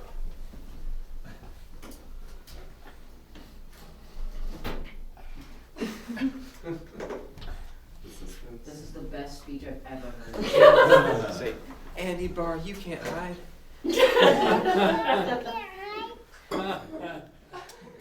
Okay.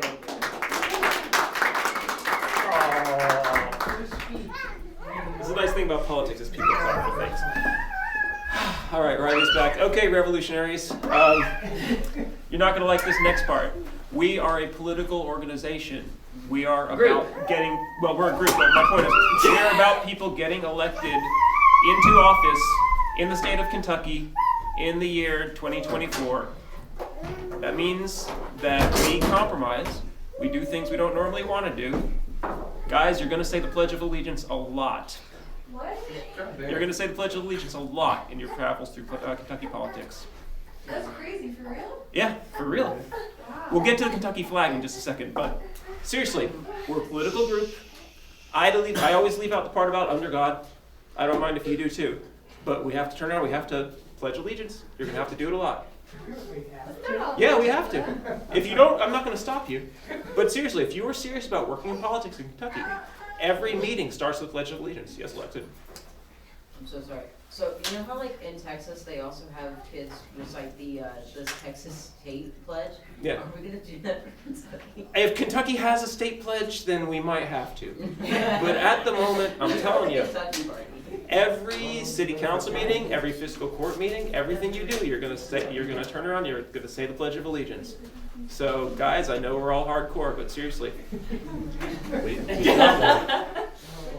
Wow.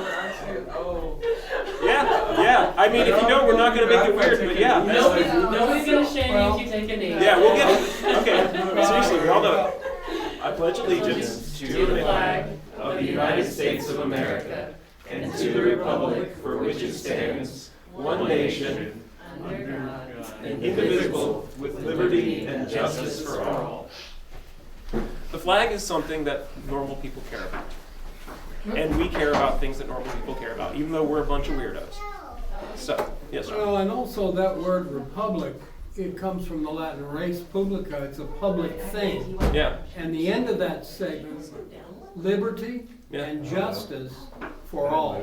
Now, anybody in this room that cannot understand public interest, justice, and liberty for all, has got a problem. Yeah. So, I mean, I understand the emotional antipathy Oh, no, of the absolutely. abuse. Yeah. But those elements, at least, I don't care much about flags, but those elements are actually fundamental to our history. Well, I agree, and I think you're going for a position on the EC, and I like it. And I know you want to talk, but also I did want to say, Danny, I want you to talk. So take a couple seconds to think about what you think you're going to say. Now, as to the Kentucky flag, why we don't have a Kentucky flag. Because according to Kentucky Revised Statutes 2.020, the current flag of Kentucky is illegal. I look it up on your phone. The current flag of Kentucky shows two men shaking hands, but the law says very clearly that those men should be embracing. And we went and we looked back in 1792 in the original seal of Kentucky. Somebody can bring it up if they'd like to. Word of honor, the original seal of Kentucky has two men, three legs, one head. Definitely full embrace. No doubt about founder's intent. No doubt about what the law says. The current flag of Kentucky is illegal. In the Kentucky Party, we do not do things that are illegal. However, we are very darn fond of Kentucky. So All right. bring back the roots. So this is open comment. And people better be open commenting, and it's not just about like asking questions or standing at a podium and saying, does anybody have any questions? Because that never works. I know you have questions. I've been looking at you. I know you had problems with the VC. I know you got stuff to say. I know you got stuff to say. So people need to come up and talk. It can't just be, it's not just our show, right? You need to be thinking about what you want to say, even if it's only 60 seconds, even if everybody's eating delicious food while they're listening to it. You've got a second. We want you to come up and talk. That's what it's about. All right, and that does lead to something important that is not in the bylaws, but is very clearly expressed in what you're seeing today. The fundamental pledge of the Kentucky Party is, we will feed you. That's not as big of a deal with us as it is with younger groups, but it's damned important to younger groups. If you show up for a Kentucky Party thing, you get food. If you all put on a Kentucky Party thing, there better be food. If I find out there's not, I'm going to have to get in my car and drive to Owensboro, wherever you are, and bring pizzas. And that's a lot of time. And I got kids. I'm busy. So take care of this food. All right. Platform. It seems like the platform was a little bit, the platform thing seems like it's lost people a little bit. Swear to God, it's easy. Really easy. Everybody, I want you to be thinking about your one thing that you want on the platform. Everybody gets one thing. Mine's going to be reforestation. The platform is not super important because every candidate has their own platform, and as everybody knows who's been part of any other party, you don't follow their platform. You don't know what's in the Democratic platform. You don't know what's in the Republican platform. Nobody does. Because it's a mess. It's a huge mess. Our platform is tight. It contains things that people are actually working on. We're not going to be taking heat for something that somebody wanted 30 years ago. This is a to-do list for the executive committee, and it's something that everybody that works with us can stand with, but also do their own thing. So that's what it's there for. All right, 2 last things. I'm trying to keep this really brief. Is anyone, and I mean this very honestly, not to single anyone out, is anyone unclear on the relationship between what's happening in Palestine and now Lebanon and Syria and what's happening in Kentucky right now? What's the Kentucky edition? I know what's going on over there. Those are our kids. Our kids are going over there. They just put the Kentucky National Guard in Cyprus, right? Yeah. That's our kids. And if you're watching what's happening in Ukraine, even with daughters, they're not safe. That's our money. That's our honor. Now, Kentucky has found a way to suffer disproportionately in every American war, including the War of 1812, which, by the way, Henry Clay started. Correct. Thank you. If Mike Harbaugh was here, he would also have said correct, and then nodded. Well, I don't know why, but like I've read that we've managed to get more people, more Kentuckians were killed in Pearl Harbor than any other state. And we're landlocked. We find a way to suffer in every war. Those are our children. Those are our tax dollars. That is our honor. We have a lot of guard units. Yes, we do. Even like one in Ravenna and like a lot of small places, we have a lot of guard units. Yeah. I am a veteran, so. And I want them here. I want them here in Kentucky, or at least the Defend the Guard. If you're familiar with Defend the Guard, we almost put Defend the Guard in the platform. I mean, in the bylaws. We are very serious about the National Guard not being deployed outside of America. That's one of the most important things. But we are taking a national and international stance for a Kentucky-based army, which is strange. But we feel very strongly that what's being done in Palestine is going to be done to the poor of the world. Yep. And we feel very strongly that includes Kentucky. We already suffered with as soon as Russia started its attack on Ukraine, we almost immediately suffered really terrible inflation that a lot of us could not deal with. Yep. Gas prices, eggs, that stuff, Yeah. immediately impacted us. I'm very poor, and not being able to afford eggs is insane. Yes. Obviously, they're back down now to a decently more reasonable Less insane. price, but Yeah. less insane, but it's still, we immediately felt it. People immediately suffered from it. Yeah. No, I'm sorry. We're also honestly a state of resources. Whether we're the top 10 leading trade state in America, or of exports of resources, whether that is of human in the military, whether that is actual metals that go to Lockheed Martin to make the missiles that drop into Syria and Palestine. And within all that, I think it's also very important if we could also put in our mind, we need to learn how to regulate that. Whether our resources are going out there, but yet Kentucky is still in the gutter. Yes. Do you how it's very much so, fucked yeah. up. Excuse my language, sorry. But it's it just, I don't know, frustrates me. Sorry. Well, you'll have 5 minutes to talk about it in just about 1 second here. I can't. But no, it's let me just drop this. it's real. There is a direct connection. We are doing this for Kentucky. I have never been to Palestine. At this point, I will probably never go. What's happening in Palestine is a symbol for what's happening within the entire world, for the way that the technocratic elite and our own out-of-control systems are devouring us. We can stop it in Palestine, or we can stop it here. I prefer Palestine. Okay, so I hope that everybody's cool with that. Everybody more or less agrees with that? Mm. Okay, last question, and then you need to talk, and you need to talk, and you need to talk, and a few other people. Okay, you need to talk. Okay, everybody who's ever run for office, raise your hand. Everybody who thinks they're going to run for office in 2020, keep your hand up. Everybody who thinks they're going to run for office in 2026, raise your hand. No, keep your hand up. No, it's no. If it's up, it still stays up. Well, that's fine. 2028 is a definite. Everybody who's willing to run for office, if everybody around them really pushes them to do it, raise your hand. Everybody else, raise your hand. Guys, this is a team. This is team sports. You're on a team now. And when you go out there, you too, Tim, when you go out there and run for office, we're not asking you to set the world on fire. We're not asking you to raise $1 billion.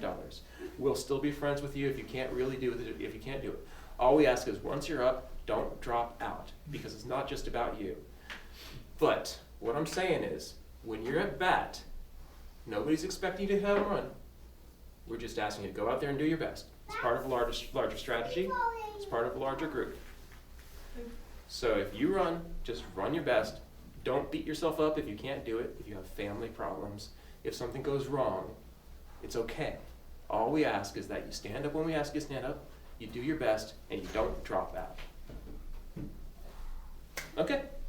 Whenever anybody starts talking, I will set an alarm so that you can hear beep beep after 5 minutes. If you get done before 5 minutes, you won't have to hear the beep beep. All right? Who's going first? It is a flip phone. Nice. Yes. Is this open comment or is this? This is open comment. Everybody gets 5 minutes. Everybody gets 5 minutes. Open comment starting. If we have to do a sign up, I'll do a sign up so I can call people and we have less lags. Should we do a sign up? Kareem, you ready? Kareem, you gonna go first? I feel like I should just rip off the Band-Aid. Yeah, Yeah. do it. Do Hit it. it. All right. Timer starts when you hit the podium.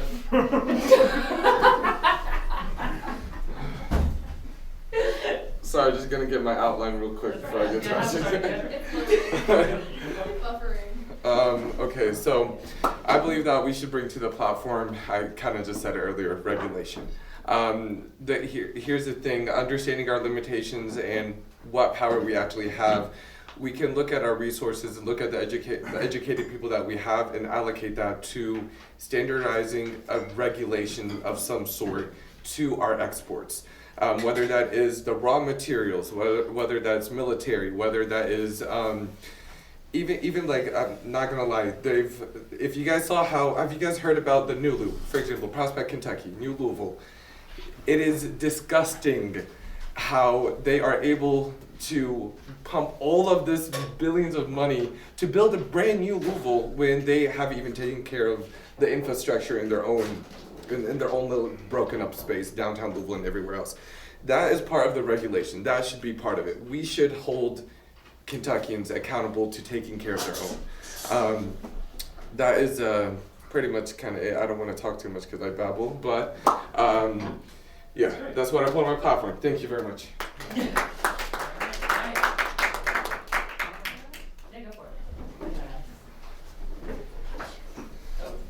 line. 5 minutes, you don't have to wait long.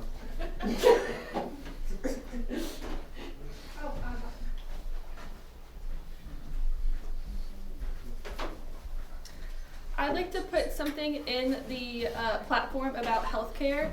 I'm not sure whether it should be like making sure expanded Medicaid is part of the law, like we can't remove it, or whether like it's quite radical to be like Medicare for all, or perhaps just fully expanded for children and disabled people and elderly, like whether we should start on something and build up to it.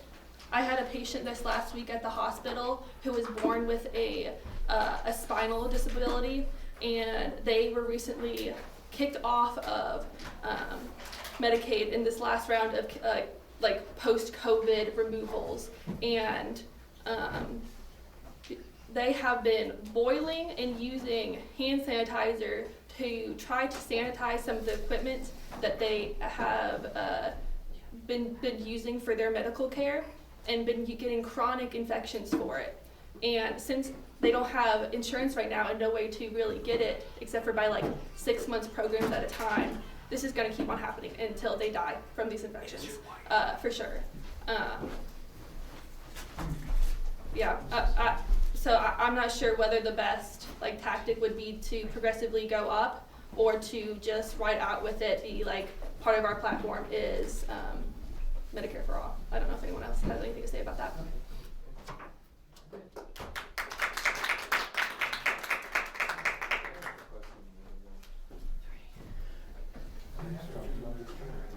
So far everybody's been speaking for 1.5 minutes. Feel free to talk for longer if you want. Who's the one that scared us? I really had this whole thing watching like say a sentence walk out. Alright, well you still, yeah, each of y'all still have 3.5 minutes if you want to talk some more. Am I right, my name is Jeff Young. All right, silence.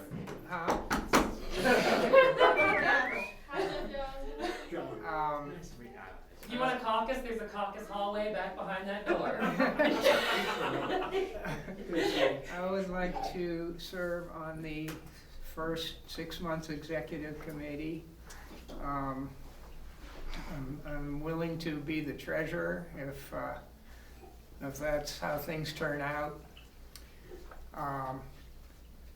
Because we don't have ballot access now,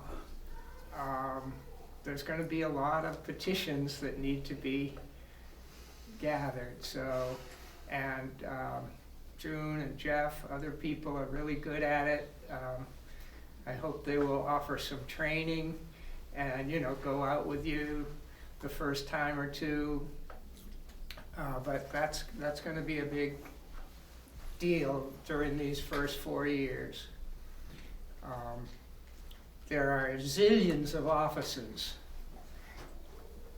an amazing number of things you can run for. And, if half the members, let's say, okay, a year from now, there's 5,000 members of the Kentucky Party. If half of them run for something, that's doable. We can do that. And that would have an amazing effect on the entire Commonwealth. I mentioned earlier that the Democratic and Republican parties routinely rig their elections, play favorites.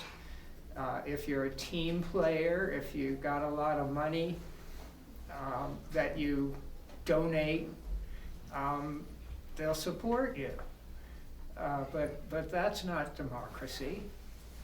And we're trying to be, okay, so I think the Libertarian Party of Kentucky is pretty honest.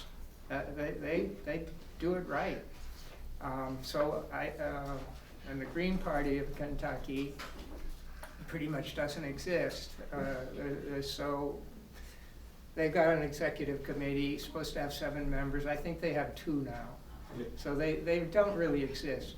So we can be the second honest party in Kentucky, and that's going to attract a lot of people. And I want to emphasize in my remaining seconds, debates. In my opinion, the Kentucky Party is all about debates, and nobody else does it. Even at the presidential level, I guess Trump allowed himself to debate one time, I think, this year. Democratic Party just selected their nominees. And they do that in Kentucky too, but not as it's not as obvious as president this year. Kamala Harris never got a single vote in a primary because there wasn't one. So that's absurd. Just one last thing about democracy. Going through all these other parties' bylaws,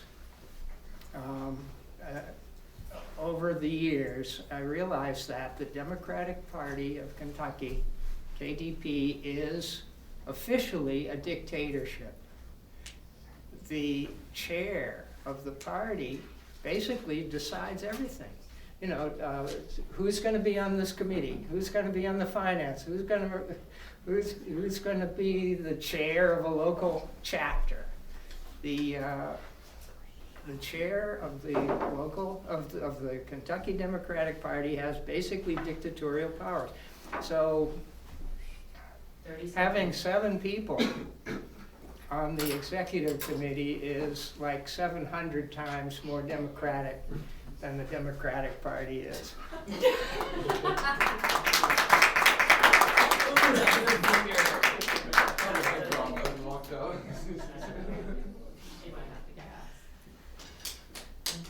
Thank you. Thank you,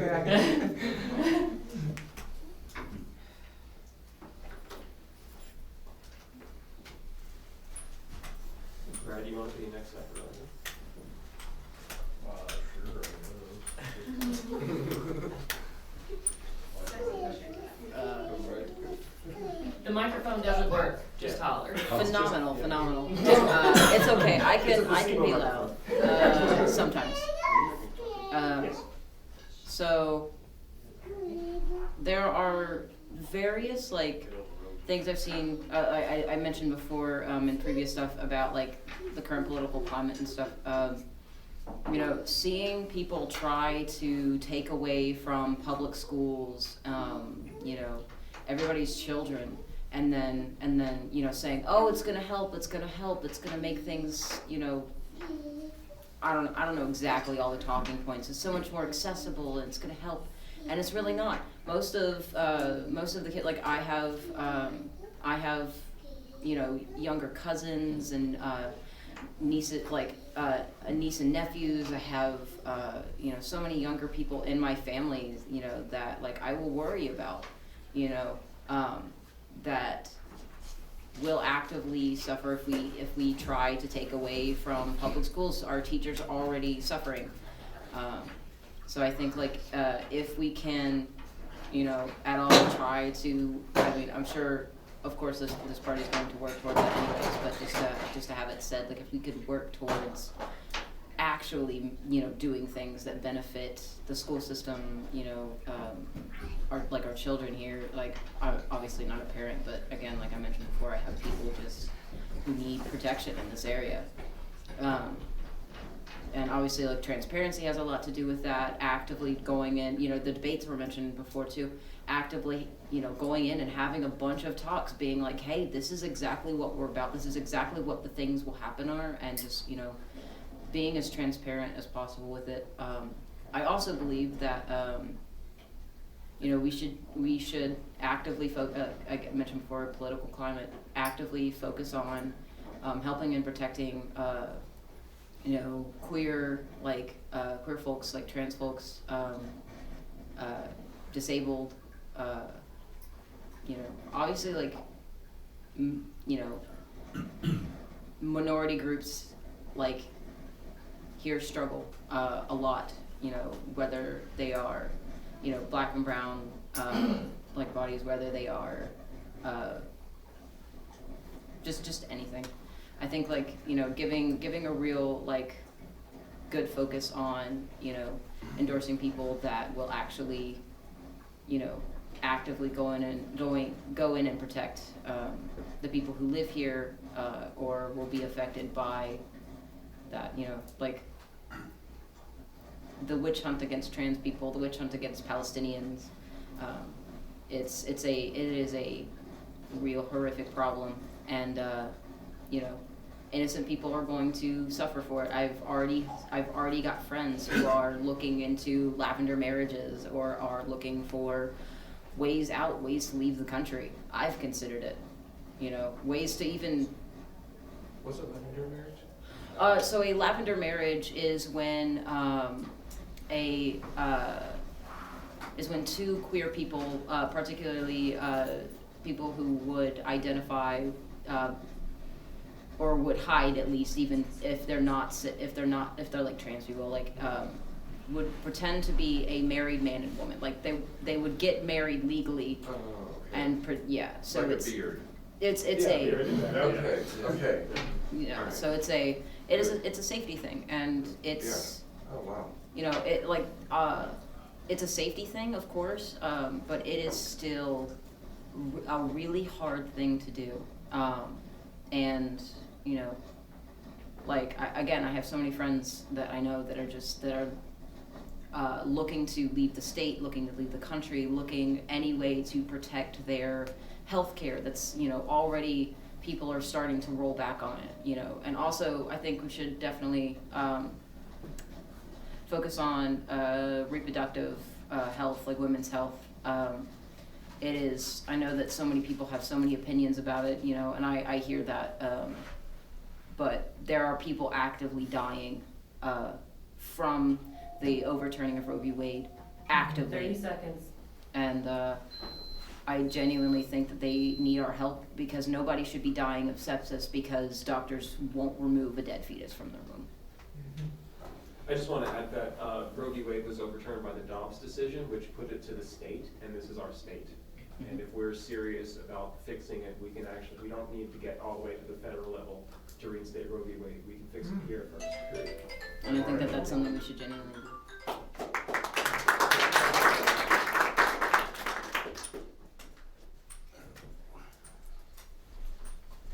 I want to say also that not everybody has to build on what people said before. You're also welcome to ignore what people said before or challenge what people said before. Not everyone in the party has to agree. Right.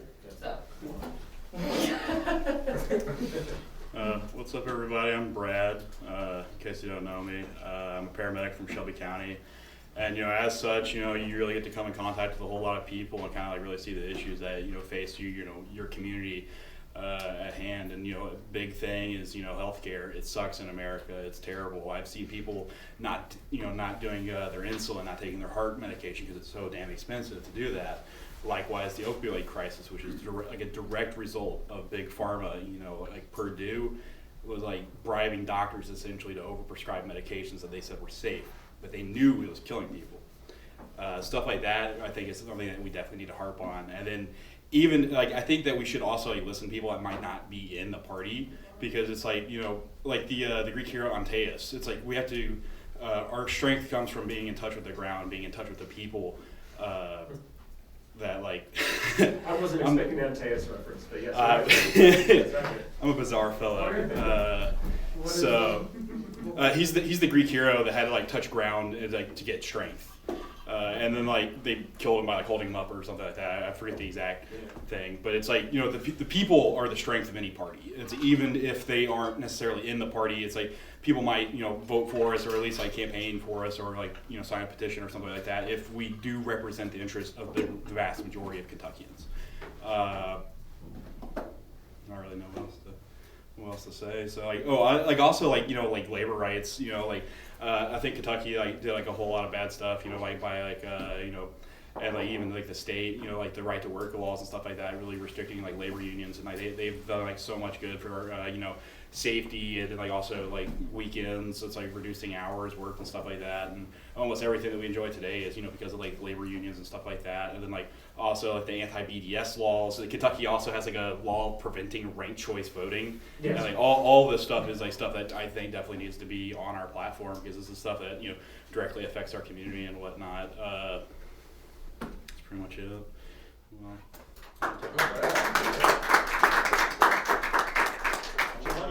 Something odd that I encountered just where you're a paramedic. When I was working for the COVID team at the health department here, paramedics were not considered essential workers, so they couldn't get protected benefits and even. I had calls of people whose paramedics, their kids would get COVID, so they need to stay home with them, but their boss was trying to fire them. They weren't considered essential. They had no protection. But cops were. Hey, you want to say it from the podium? Yes. You don't gotta walk all the way over there. I mean, that counts. Do you have anything else? I'll start your 5 minutes. That's fine. Yeah. The only thing personally I was thinking about as far as What's your name? Chris Campbell. I don't think I was thinking about personally as far as like developing like platform that was going to be a part of the vision committee. Was I see the flag and stuff, but like more elaboration on exactly what we mean by Free Palestine, because there are a lot of people that if they hear that they're like no, or they're like so on board with it they don't quite understand what you mean by that. Personally, for myself, I do think October 7th was a clear terrorist attack. I think Israel has a right to defend itself. I don't think we should be supporting Israel militarily, because we already built their Iron Dome defense system. That's our money. That was our military that did all that for them. And also, I think the only solution is a two-state solution, and they should be able to arrive at that. Obviously, there's some issues with the Palestinian government, but that doesn't mean the Palestinian people should be suffering. And just like whenever we make the platform, if that's going to be like a key, because as she said when she was up there, that has to be a part of it for the Kentucky Party. Just make sure you elaborate on exactly the specifics of what we mean when we say Free Palestine, so they get lumped in with other groups and they have different views on it. If I could answer that real fast. No. Yeah, no, just No, let people talk. Well, were you still talking? I can acknowledge. He's got three. I can acknowledge the 4 floor to minutes other left. people. Do you want to yield before? I will yield before you. Can you. do that. This is Robert's rules. Okay, well, there we go. The Palestine thing has to be a social pressure thing. When it comes down to it, you are just not going to be comfortable hanging out with us if you're a Zionist. It can't really go in the platform in any way that we can think of. you're just not gonna be cool with this group if you really are super duper into Israel right now. It's just not gonna work. So it has to be a social pressure thing. And that's why what Anna was talking about is the bargain we are offering people. We are saying to people, we will help put you in office. We will help you get representation. You just have to be willing to hang out with us. And if you're willing to hang out with us, you're gonna see a lot of cafes. You're gonna see a lot of from the river to the sea. You're gonna hear about Palestine a lot. That's really what it comes in. Well, I did collect signatures for Jill Stein, and she had a Muslim VP. Yeah, she was the anti-genocide candidate. That's why we recruited her. And that is important to never forget. We recruited Jill Stein to be our candidate because of her work as an anti-genocide candidate. We're not Greens, we never owed her anything. It was a mutually beneficial relationship because we agreed on the most important moral issues. You still got 2.5 minutes if you got more to say. I'm good, thanks. I yield the floor. I will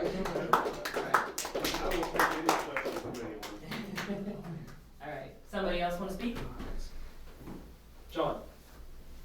John, you get to speak? Speak! You got 2.5 minutes.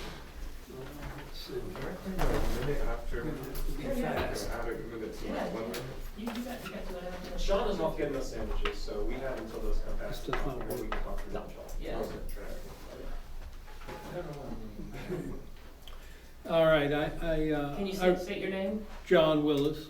Okay. Let's see, I'm gonna have to really move.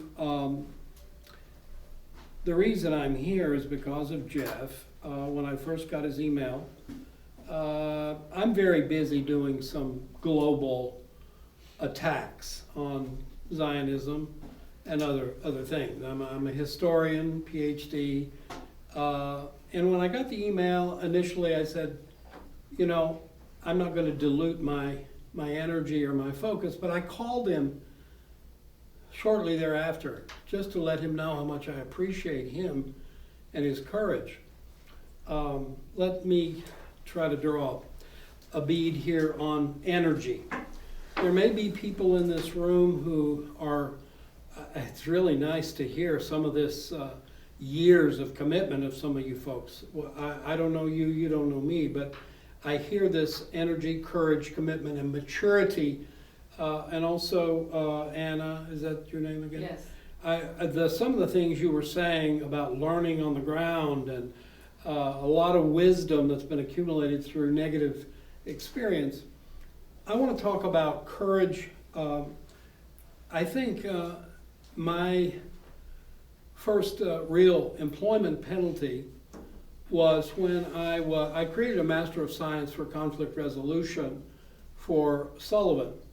And one day, the chairman of the board of Sullivan used to take me out to pick my brain.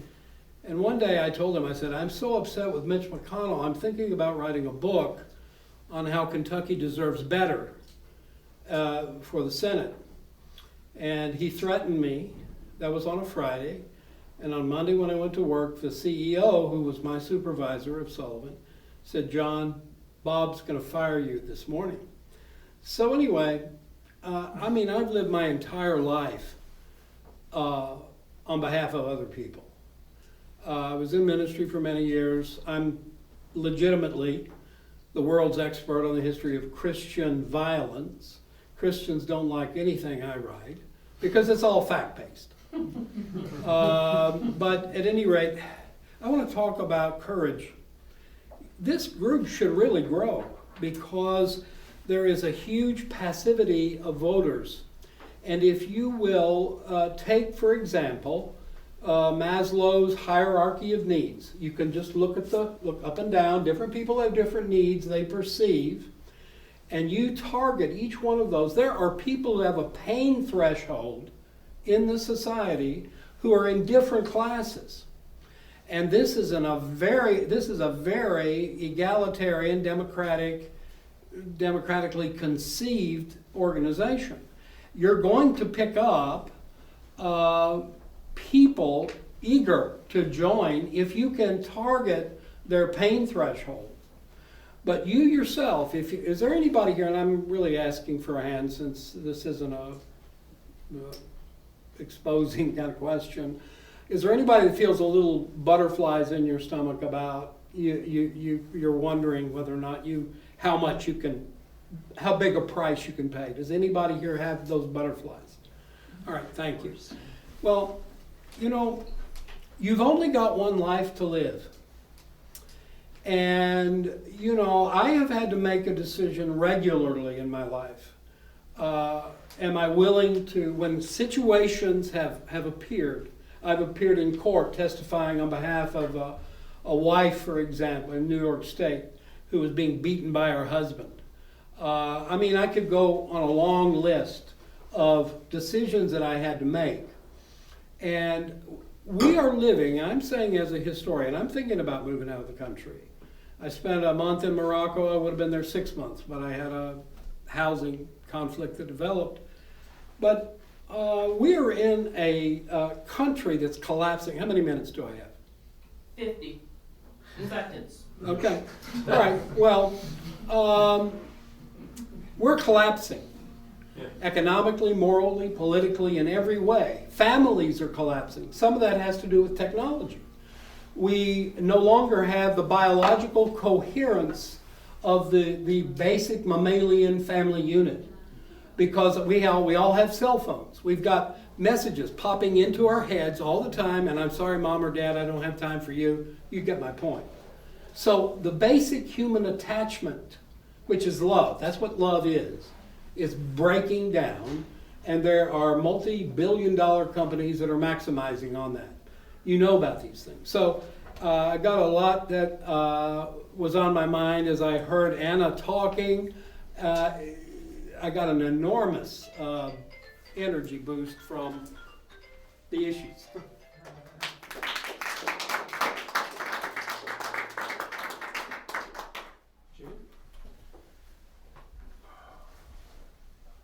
I'll give you a minute to think. Danny, are you ready?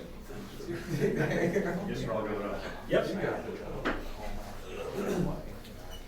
It's politics. Give speeches and people fire. Yeah, right. Give speeches in front of a flag. Yeah, that's politics. That's it right there. Yeah, Be short and if you want to, but you gotta stand up there and let us stop for you.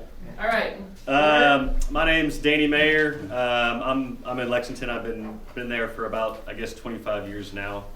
I don't have too much to say except that I'm excited to be here. I was kind of brought in through the two Jeffs, and being able to watch Jeff Young over the years essentially jump from party to party to try to figure out a place where I guess kind of be respected as a candidate, as somebody who's participating in the political process. And have sort of seen certainly Shauna's campaign this past election season. I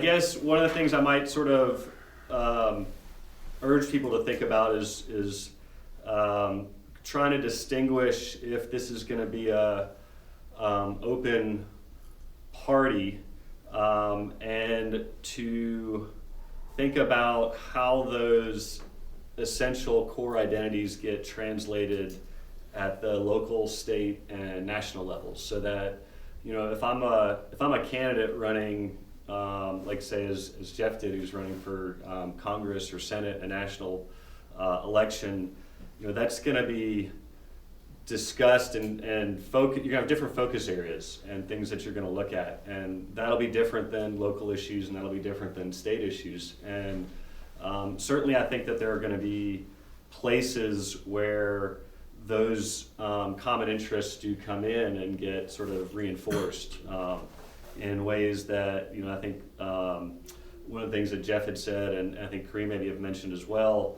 is the sort of how do you translate anti-war to a state audience, where if I'm running for the Senate in the state, I can't do anything at the national level to take me out, to get the U.S. out of its various imperial wars.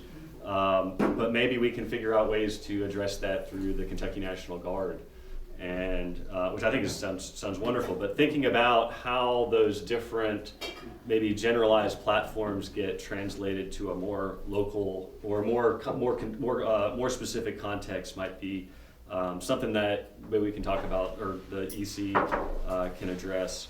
My own particular interest, and I think things that seem to me fertile fields, is some things that a couple people have brought up. I've looked into like the free soil movement from the 1850s. One of the things that they were able to do was to pick off Democrats, pick off Whigs, pick off Liberty Party people. How do we craft a platform that's going to be able to do that? And I feel like in some sense issues of cronyism and poor management. Somebody had talked about, it might have been Kareem, had talked about the Louisville Nulu. I've in Lexington, I've written a lot about local cronyism. One of the things I've noticed is that local cronies circulate on the state level, and they also circulate in other cities. So the mayor of Louisville got his first tax break in Lexington about 10 years earlier. And so to me, those are sort of pocketbook issues that might resonate at the local level. There's certainly a lot of cronyism that does not get covered. And to me, that's a very fertile ground as a political party to think about how we actually attract people. Okay, and then again, just sort of the last thing I just kind of say, going back to the Free Soil Party, is just emphasize we're not going to agree with everything. We're gonna make if it does grow, you're gonna make compromises with a whole bunch of people, and that is one of the things I might suggest, that as we think about sort of pro-peace, anti-war, is to think about maybe bringing it up to a level that allows people who are against the engagement of the battlefield in Palestine, but also is going to attract people who are, let's say, against the escalation of the war in Ukraine, or other sort of wars, and that might allow people to have differences within the pro-peace platform that still allows people to get attracted to it.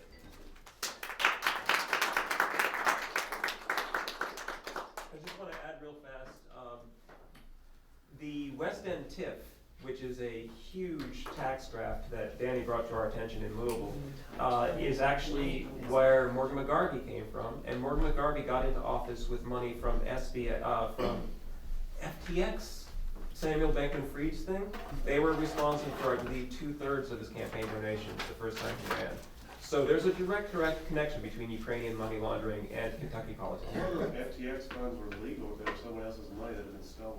They were, and that's why he's in jail with P. Diddy right now. But Morgan McGarvey's sitting in Congress. So we've got Riley, Tim, Mikhail, and June. No, I'm speaking. Are you wrong? I'm speaking also. Sorry, Riley.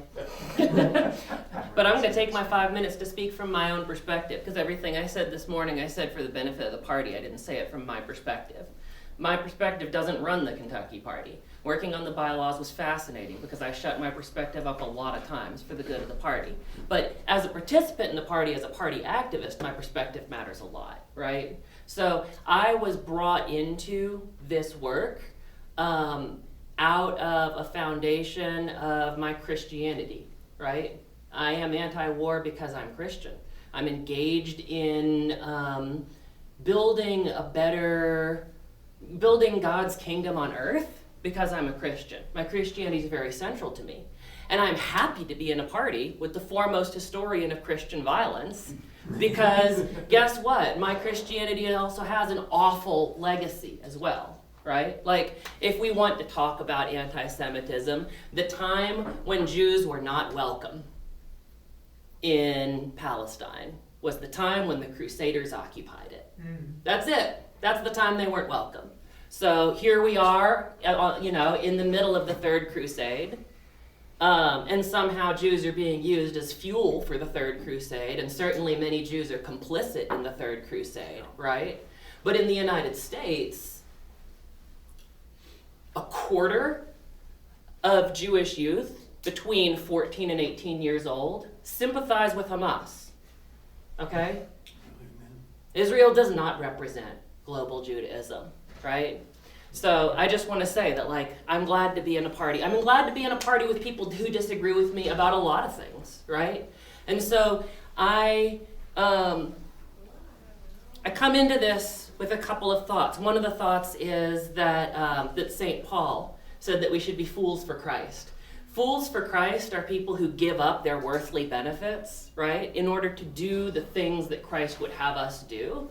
And sometimes they did stupid, weird stuff, like Orthodox fools for Christ like to sit on a pole and not eat food and stuff like that. Like, that's not really the way I roll. But, you know, being involved in this party, all the things that I've done here, it seems foolish by the standards of the world, and yet, here we go. We just keep rolling. We just keep getting there, right? Jesus said, wherever 2 or 3 are gathered together in my name, there I am, you know? I was like, are we going to get 30 people? Jeff Sebesta said, we're going to get at least 3. I was like, okay, we're good. You know? So I come into this from that perspective, and when I think about the kind of world that I want, when I think about the kind of Kentucky that I want, some of it starts with a sense of we are running up against real limits, and our legislators are flailing around in the face of those limits. And there's 2 ways they're flailing. One of the ways that they're flailing is they're trying to thrash out at anything that gets people's blood pressure up, right? And the people who say that they want, you know, trans kids out of athletics, and the people that say they defend trans kids, neither of them gives a shit about trans kids. What they care about is they care about raising people's blood pressures and keeping people distracted by the stupid shit that they're yelling about, right? At the end of the day, like, for example, on issues of undocumented people, right? Undocumented people can't vote. So undocumented people are a great issue because the people who run the nonprofits that claim to represent them, and then the people who use those nonprofits as boogeymen can fight it out. And who cares what undocumented people think, right? You're on the job site with somebody. Do they say the same thing that the Democrats say they say? Usually not. Right? So I want a participatory party that deals with that flailing about of a society at its limits. The other side is that right now the United States is flailing about trying to get a purchase in Ukraine, trying to get a purchase in Palestine, trying to get a purchase in Taiwan, trying to get a purchase in Central Africa, trying to get a purchase anywhere to continue being an octopus, to keep being an empire instead of being a republic. Right? We have the opportunity to try to live within our limits. And if we do, our life can be good. And that, I think, is really important. And that's a thing that you can say at a state level. And it's kind of weird. It's kind of crazy. It kind of might get you thrown out, like when Carter said that we should wear sweaters, turn down our heat, and drive under 50 miles an hour, right, to deal with the energy crisis. But really, like, we can live a good life within the limits that are placed on us. I think the United States as an imperial power is in it's facing the circumstances that the British Empire faced after World War II, right? We're somewhere between 1945 and 1960. The end of that is not a zombie apocalypse. The end of that is a country where the trains cost a little more, things are privatized, you know, the government doesn't work as good as it used to. We can think about how we want to go into that transition instead of just stumbling blindly into it, screaming about whatever raises people's blood pressure. I think the Kentucky Party can do that. Thanks, guys. Mikhail? I'm gonna brag about Mikhail a little bit. He seems introverted, but then he's pretty good. He's pretty good at what he does. Hey everybody, I have a couple opinions on a couple different things, and I don't know, maybe they kind of fit in with the Kentucky Party, maybe not, but one of the things that I find myself most frustrated with the government on is their insistence on intruding into people's individual decisions and personal lives. And we've seen that with the Roe v. Wade situation, with that being taken away when it is a personal decision to the individual. And if you don't like abortions, maybe don't get one. You know, like, that's one possibility. I know that it goes deeper than that, but it's an individual decision. And that goes further too with things like, now this might sound a little crazy, but fluoride in the water. Like, I know that that's like a contentious issue or whatever, but you know, when I think about it, I think when I'm at the dentist and they put fluoride on my teeth, they have me swish it around in my mouth and then spit it out and not swallow it. And also, you can't really control how much fluoride somebody's getting when they're drinking water. Maybe somebody drinks a gallon of water. Maybe somebody drinks a cup. You know, you can't really control the way that they're being medicated with those things. And also that goes to things like safe recreational drugs. Obviously, there has been some progress as far as the usage of marijuana to treat medical issues. And I find it ridiculous that people are being imprisoned for that when fentanyl is killing people daily. And here marijuana is helping people. But for some reason, the government decides to squander their resources on going after these people that are not harming anyone and making a personal decision in their own lives, but for some reason they feel the need to be involved in that. So anyway, kind of rambling. I wasn't expecting to have to speak about stuff. So I hope that that is interesting.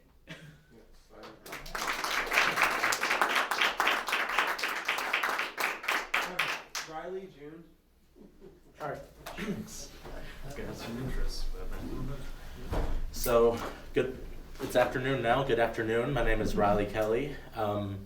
I graduated from Lindsey Wilson College. Now I do work with the homeless in Lexington. And so that's one of the things that I want this party to address, but that's not what I wanted to talk about in my time that I have. One of the things that I really appreciate about the foundations that was drawn up for this party is the anti-militarism as a principle. And because, you know, the Democrats used to at least nominally be the mainstream anti-war party, but now you look at this past election, even though Trump tried to portray himself as the anti-war candidate, and they went and appointed little Marco to his cabinet, and you know, you had Vice President Harris talking about having the most lethal fighting force in the world and all that, just makes me uncomfortable. And so I wanted to do a quick reading. I like when people dramatically read songs, and I didn't want to make you all have to hear me sing. So I don't know if anyone is familiar with Phil Oakes. He was an activist, singer-songwriter back in the 60s. And after the nomination of McCarthy in 68 and in the election of Nixon, he became pretty disillusioned with the American process, and that, combined with some untreated mental illness, led him to later take his life. But one of his main contributions was he put on these War is Over rallies during Vietnam. And the whole conceit, how am I doing on time? You got 3.5 minutes. Cool. And so the whole conceit of these War is Over rallies is that they would bring this crowd together and then they would have a rally celebrating as if the war had just ended. And so people could see that jubilation that it would bring and how the morale of the country would recover.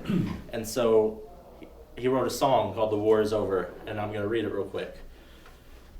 Silent soldiers on a silver screen, framed in fantasies and drugged in dream, unpaid actors of the mystery, the mad director knows that freedom will not make you free. And what's this got to do with me? I declare the war is over, it's over, it's over. Drums are drizzling on a grain of sand, fading rhythms of a fading land. Prove your courage and the proud parade. Trust your leaders where mistakes are almost never made. And they're afraid that I'm afraid. Well, I'm afraid the war is over, the war is over, it's over. Angry artists painting angry signs, use their vision just to blind the blind. Poison players of a grisly game, one is guilty and the other gets to point the blame. Pardon me if I refrain. I declare the war is over, it's over, it's over. So do your duty, boys, and join with pride.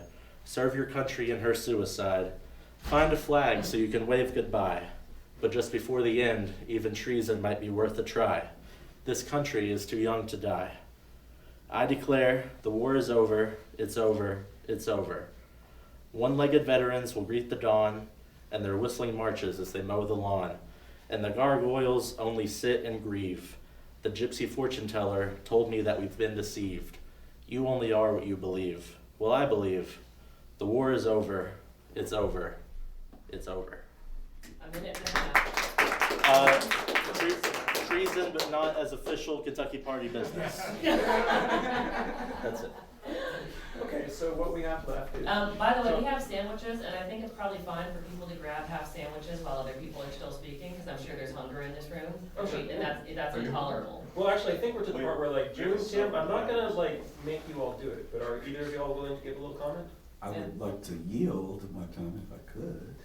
All right, well, if Tim's gonna yield his time, I'm gonna And say also, if something you real want to fast. say anything. Could I yield it to somebody specific? Yes, but I'm gonna say this first. Okay. Tim is an amazing worker. He's always there when we need him. He always has been helpful doing the AV stuff. He does the editing. He's got guy that gets our stuff on YouTube.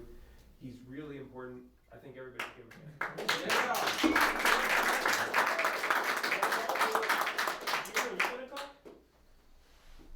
Do I? Oh, yes. Sorry.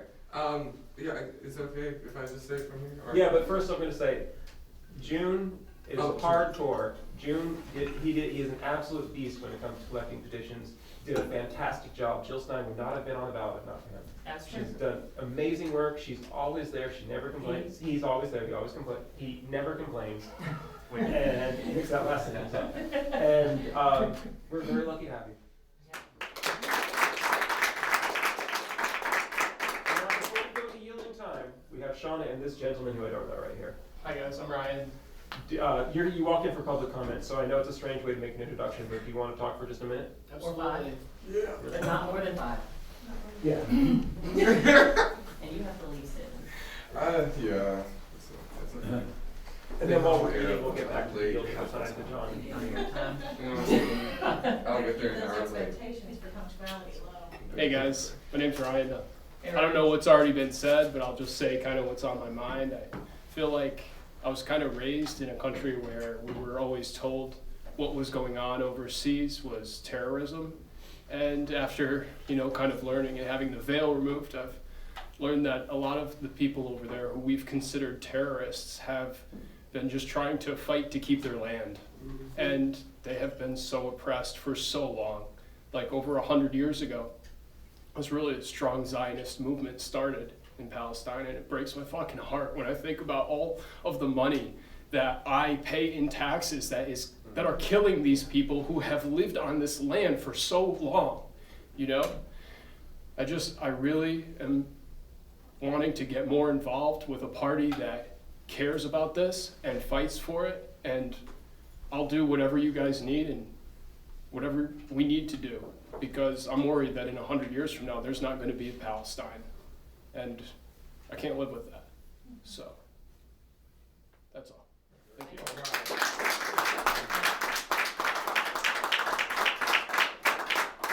Last open comment, Sean. I'm still weirdly out of breath from walking up those stairs. I don't know why they gave us the top floor, but my knees aren't enjoying it. There are elevators. Yeah, I know. I don't want to waste electricity. My mom will get mad. Hi everyone, my name is Shauna. Order.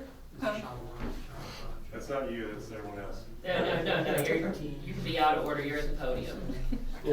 My name is Shauna Rudd. I live in Lexington. I am from Eastern Kentucky, and last December I filed to run for Congress, and I filed under the Democratic Party, and had the Kentucky Party existed then, I could have saved a lot of time that I spent speaking to people who were never going to vote for me, no matter how much they agreed with me and liked me. And so I really appreciate that this party gives the opportunity to do that. I don't have anything in particular in mind to say, but I thought I might build on a point we started to talk about earlier about why, we have a strong Palestine foundation for this party. Sorry, I really am just out of breath.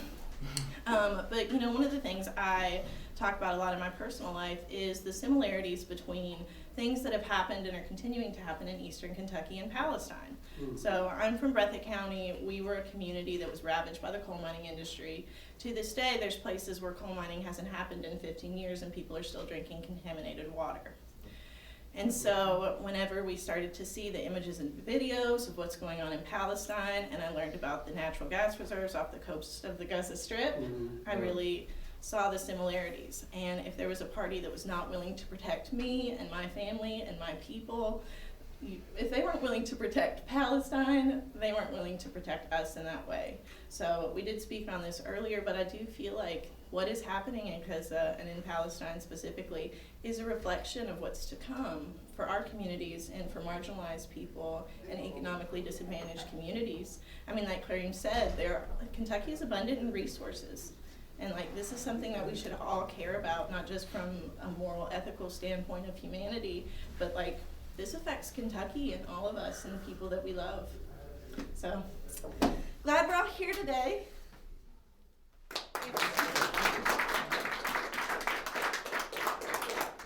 Okay, and now we can have lunch and get to you. Well, oh, are you ready? Yeah, I'm ready. Good. It feels better to say it from the podium. It does. Yes. I also want to say, I just wanted to say, because I forgot to introduce myself when I did my stuff, so I'm Alexa. Nice to meet you. Hi, Alexa. Am I good to go? Mm-hmm. Hey y'all, I'm June. I just wanted to say like a very brief, I'm probably not going to be up here for 5 minutes, but I wanted to say like a major thank you to everyone in this room.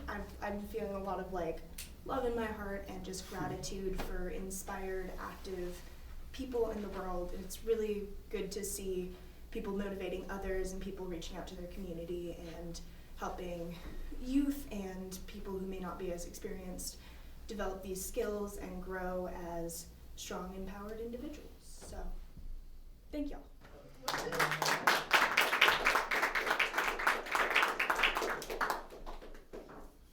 Alright, now it's lunchtime, and then I guess while we eat, go for it. Could I just add wanted to add one more thing to my minute earlier, but Charlie brought it up as well, at the coal industry, how it ravaged through a lot of the Appalachia, and with Brad, when you said about the access of healthcare in general, like for example, a lot of people like, is it called Apple? Yeah, Eastern, yes, to the Eastern Kentucky, no offense, is literally UK's lab. That's what it is. It's a research lab for UK in real life. It has the most stupidest accessibility. It's not even there. There's no accessibility in Western. Do you know, I used to work in the the level 1 trauma center in UK in the ER. The way that we had to have 90% of our people flown in from Eastern State and their only push for healthcare was a bus that goes out there and drives out there every, I don't know how many months, and that's the only healthcare they would get. So just wanted to add, like, this is all low-key tying in all together, right? They want to keep Appalachia dumb so they could keep using their resources, use them however they want to, take that money and then sell it to external places with, like for example, Israel. Israel spent, Kentucky, since 1996, on an average, has gained $55 million contracts a year in just military contracts. That's just for our resources, our metal, our coal, everything. We don't even make them. We just raw resources get shipped out to someone else, and we get $55 million a year. That's minus the $126 million that has been accumulated over the past 28 years of side contracts. They're not even resources. This is straight up hush money. So like this is like really. Y'all should be scared. If you're not scared, I don't think you understand how serious this is. You should be 1000% scared going into this. Because when you guys are bringing healthcare together, bringing education to all of Lexington, providing equal opportunity to the lower poverty of Kentucky, to the normal of humans, like the middle class, I feel like we're poverty now, but I have some money, but anyway. You're awakening a lot of scary big giants that have deep money into this. And that's why I think it's also, honestly, we gotta rip the Band-Aid. At some point, it has to be done. But just, even with all of these, as you guys are saying, whatever's happening in Palestine is gonna happen here. It's already starting to happen. That Palestine is like their training ground, so they can learn how to do it properly and do it efficiently with us. So, Yeah, I just wanted to add that on top. Don't forget the money. That needs to be watched. That needs to be regulated. That needs to be put on a platform where we call out every single freaking contract that comes out, and we see that. We need to publicly let the people know, hey, yo, your government official just got $100 million for X, Y, and Z. Where are they using that money for you? Like, where is the money going? When you talk about military contracting, Elon Musk, the number one military contractor, now he's part of government. Oh, for real? He's the number one military contractor in the world. That is crazy. All right, so hold on just a second. Yeah, sorry. People have things you want to say. You can say them during lunch. Let's eat. All right. Comment period closed. I will say, I made regular mac and cheese and tomato mac and cheese. For what? Anything in particular? Well, I don't know. The offices we're looking to take over, take over. It's okay. We're allowed to be ambitious. Our magistrate and constable. I'd have to do some research in my county, because the magistrates, some were just like deep politics, so it wouldn't even be trying to work with it. But the Democrats in my county are basically non-existent, and the state representative ran unopposed. And Who's your state representative? just imagine a 50-year-old woman that yells at a cashier. What's her name? I'd have to look it up. What's that? No, okay, we're joking. Oh, okay. He's Shelbyville. You live in Shelby County. What's the state rep's name? Oh, we'll look it up. And when is? Huh? And I don't know when she's coming back around for re-election. You don't got it. Yeah. Yeah. Well, Jennifer Decker. Oh, my goodness. Whoa. Then we'll see you next Well, week. state house and state senate would be good things to go for, but like if you're running for the first time, you probably want to concentrate on city commission, magistrate, or constable. Because, and if anybody who runs for office, She's got all the way. we got your signatures. You don't got to worry about the signatures. We'll take care of that for you. We will be donating to your campaign, so we're not going to leave you hanging. We're not going to do what the Democrats do. We will take care of your signatures for you, and there will be not only will there be a donation from the Kentucky Party itself, but you'll have people that will work with you on fundraising. Can you talk about magistrate and constable? Because we determined earlier that we don't know what that is. Oh, okay. Well, Magistrates fix the potholes in roads, right? well, you live in Fayette County, where that's all they do. They just they Who fix took the potholes. voter registration forms? They are over where Ryan was a minute ago, and hopefully will be again. Cool. And this would go with them. Magistrate is essentially the city commission for the county, which if you don't live in Fayette or Jefferson County is a big deal. In Fayette and Jefferson, they have this. Karen Niles. You want to say hi to her? Oh, hi. Well, never mind. Here, I'll give it to him. Hello? So magistrate is essentially city commission for the county. They can also perform weddings, if anybody's interested in ever performing a wedding. It's a weird old position. Constable is essentially is an archaic office that is in the Constitution that is not coming out anytime soon. A constable is essentially a citizen-elected police officer. It is a very I don't stand on this, but I am the assistant to the first district constable of Fayette County, so I know a little bit about it. But all the constable does is basically serve evictions and serve papers. It's a very good. Actually, it's a very good job for someone of your economic persuasion because you are directly dealing with the Evictions reality. and what? What? Evictions and what? Serving papers. Serving papers. Yeah, it is. Not only is it an economic battery, not only is it a source of political power, but you are directly. Your job it would be essentially to evict people. It is a hard job. It is a sad job. Yeah. Well, I mean, but that's the thing. It's going to happen anyway. So, when the constable walks into your house, you have a house, and when the constable walks out, you're homeless, and that is a big deal. Not selling this position. No, it's not fun. No, it's not. Evicting people is not fun. It's unpleasant. So what if you just refuse to evict people? You can do that, but then somebody else will do it. What you need to do, the right way to handle the office, and the way that my office handles it, is as gently as possible. To provide as many services as possible to people who are having a hard time, and a constable essentially has all the rights, responsibilities, duties, and powers of a police officer in this state. In fact, you could argue that they have more because they're elected by the citizens. So you could arrest Dick Cheney if he came to your county. Right. I would That's rather a constable remove, if I'm gonna get removed from my home anyway, I would rather it be a constable who cares enough to like give me a resource packet and connect me with a social worker than someone. This feels important. Sorry to interrupt. As of January 1st, 2023, all newly elected constables in Kentucky have to do Kentucky Law Enforcement Academy. Yes and no. It gets a bit more complicated than that because it's an unfunded mandate and they can't enforce it because there's only one academy.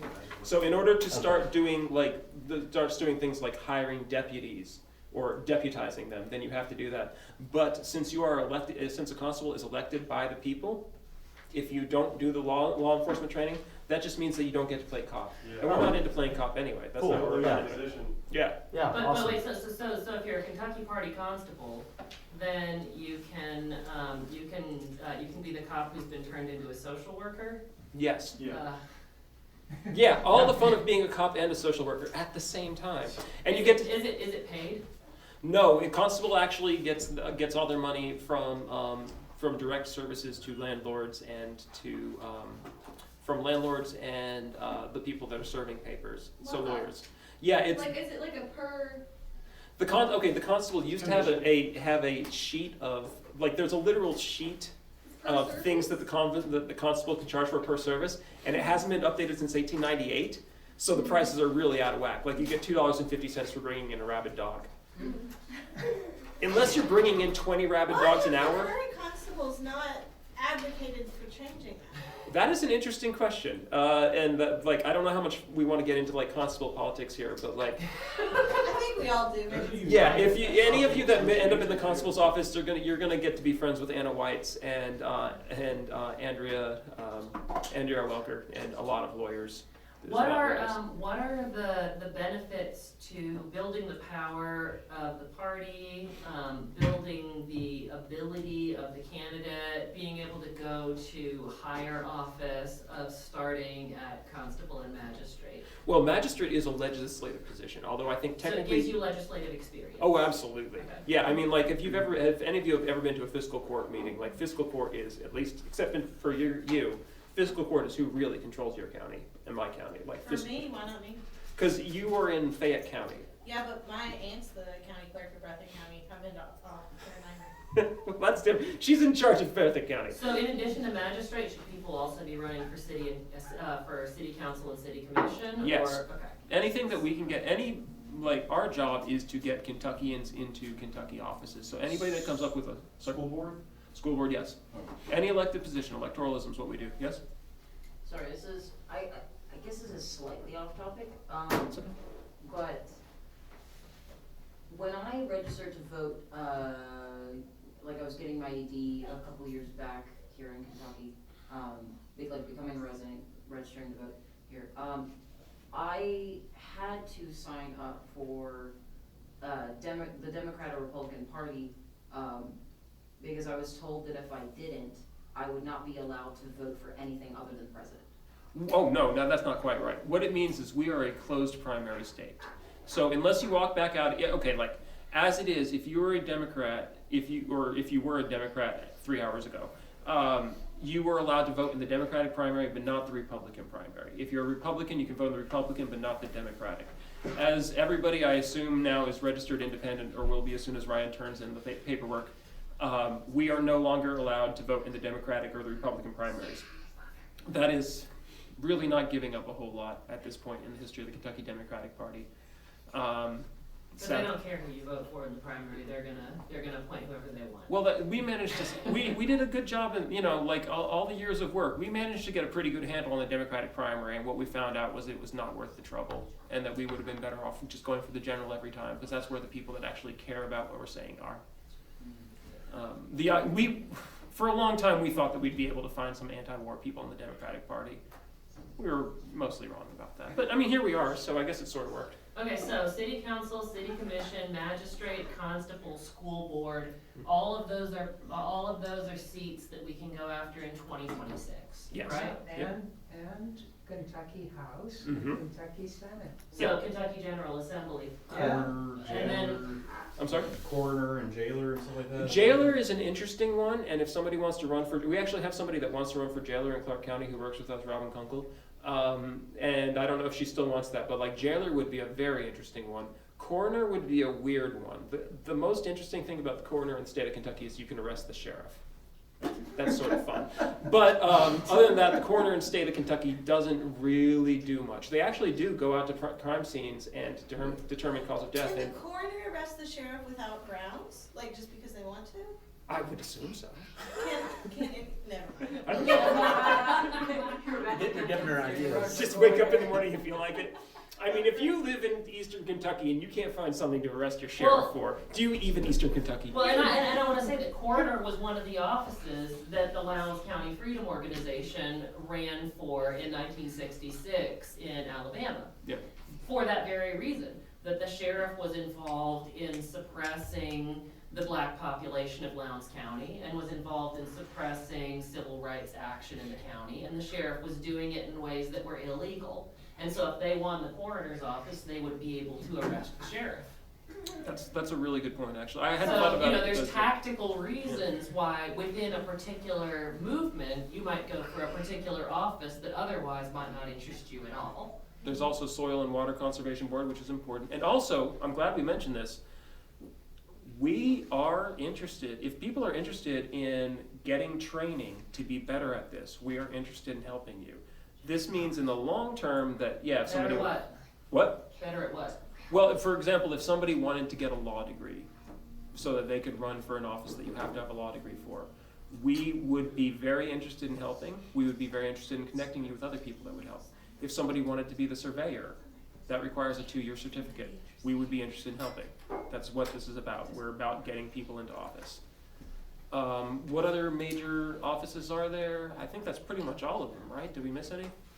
I think the strategy that you're discussing is practical, doable, and it's one of those things that's under the radar screen of the real power brokers. Yep.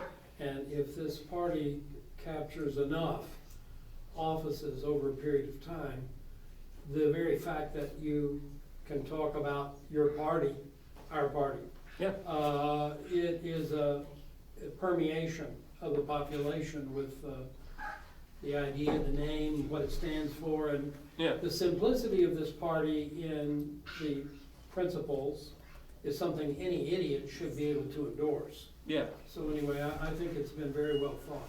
And I would like to ask about also the other two. So Kentucky 6 House is Andy Barr, Kentucky 5 House is Thomas Massey. Is anything happening to them in 2026? Are they up for re-election? Everybody, the entire state house is up for, I mean, the entire congressional state house delegations, both of those are all up for grabs in 2026. Do you think Massey is going to run again? The reason Massey is up there is not because we have a problem with him. Actually, of all of our entire congressional delegation, he's probably the one we're most fond of. But we have a candidate. Mohammed is willing to run against him and would be an excellent candidate. Okay. So that would be one of those things where he would be going out to represent for what's right and to drive the conversation more than trying to beat Thomas Massey. Yeah, and I think the Andy Barr thing would also be a similar thing, because Andy Barr is just, I mean, he's been a perpetual target of our ilk that are in this room because he is just such an incredibly dedicated warmonger. If you go through his voting history, every time there's a bill that comes across his desk that says let's escalate tensions with somebody, he votes for it. And it doesn't matter if it's Yemen, if it's Taiwan, I mean, if it's China, if it's Russia, if it's Iran, it doesn't matter who. If there's an escalate tensions bill, he's going to sign for it. And that's partly because one of the interests he represents is he represents the high-tech arms industry in Lexington. You know, Lockheed Martin and Sikorsky Helicopter Division and the missile and fire control factories, and all of those are very important. Now, I haven't looked a lot at his positions on anything other than war, but I think he's also pretty much in the pocket of big banks and of the cattle industry. Like payday loans. And big pharma. And big pharma. Right, Pfizer and BlackRock are his two major So the thing is, guys. Andy Barr also sits on a lot of committees, so he has a degree of influence in Congress. And if you were actually to beat Andy Barr, you would probably be systematically locked out of all those committees. But Andy Barr wouldn't be in them anymore. So that's the benefit of beating Andy Barr. It's not that you necessarily would be able to achieve anything positive legislatively in that office. It would be that Andy Barr would not be in it anymore. Just sit outside those meetings It's really annoying, isn't it? I think that's what that guy would do. Yeah. Hold on, somebody who ran against Andy Barr wants to speak. They're not the only one in the room. There was a period of time where we thought he might step up to be the replacement for Mitch McConnell, but Yes. I don't think that's really the narrative anymore. But is that something? I haven't heard anything different, but okay, thank you for reminding. Okay, so one thing that we have now and that we have to be ready for are special elections, because if Mitch McConnell retires, then if Mitch McConnell retires, then the theory is that Andy Barr will step up to replace him and Daniel Cameron will run for 6th district. We will have a candidate for both for Senate and for House in that case. We're not going to let that one go. That's one of the reasons why we've been moving so fast, is because we don't know when we thought for a while Massey might. So our Senate candidate, we would really have no intention of them winning. We would have an intention of them shaping the debate, but we want to shape the debate. Exactly. But our candidate for House, the candidate running for Barr's vacated seat, that we would love that if we could get it. Yes, that is actually far more within our. It's a strange thing, To but be a senator requires a higher level of political experience. Yeah. Than pretty much than I think anybody who's actively involved in the party currently has. Yeah. So it would be good for us to run for that seat so that we could be involved in that. If we can collect those 5,000 signatures. Yeah. Well, so that we we have can be pushing things. Well, that leads to the next two things, which is okay. So on candidates, let's finish that off. So if there's a special election, we're going to put up candidates for it. No matter where it is, anything we can do. We have found that you don't have to be in the district to run for U.S. House. So if we if Hal Rogers just ups it up and dies, if the Lord calls Hal Rogers home tomorrow, we will have a candidate to go up against him, even if, God help us, they live in Louisville. We'll do that. We'd rather have somebody from there, but we're not going to let that go. This leads to the next thing, which is about pledges and voter petitions.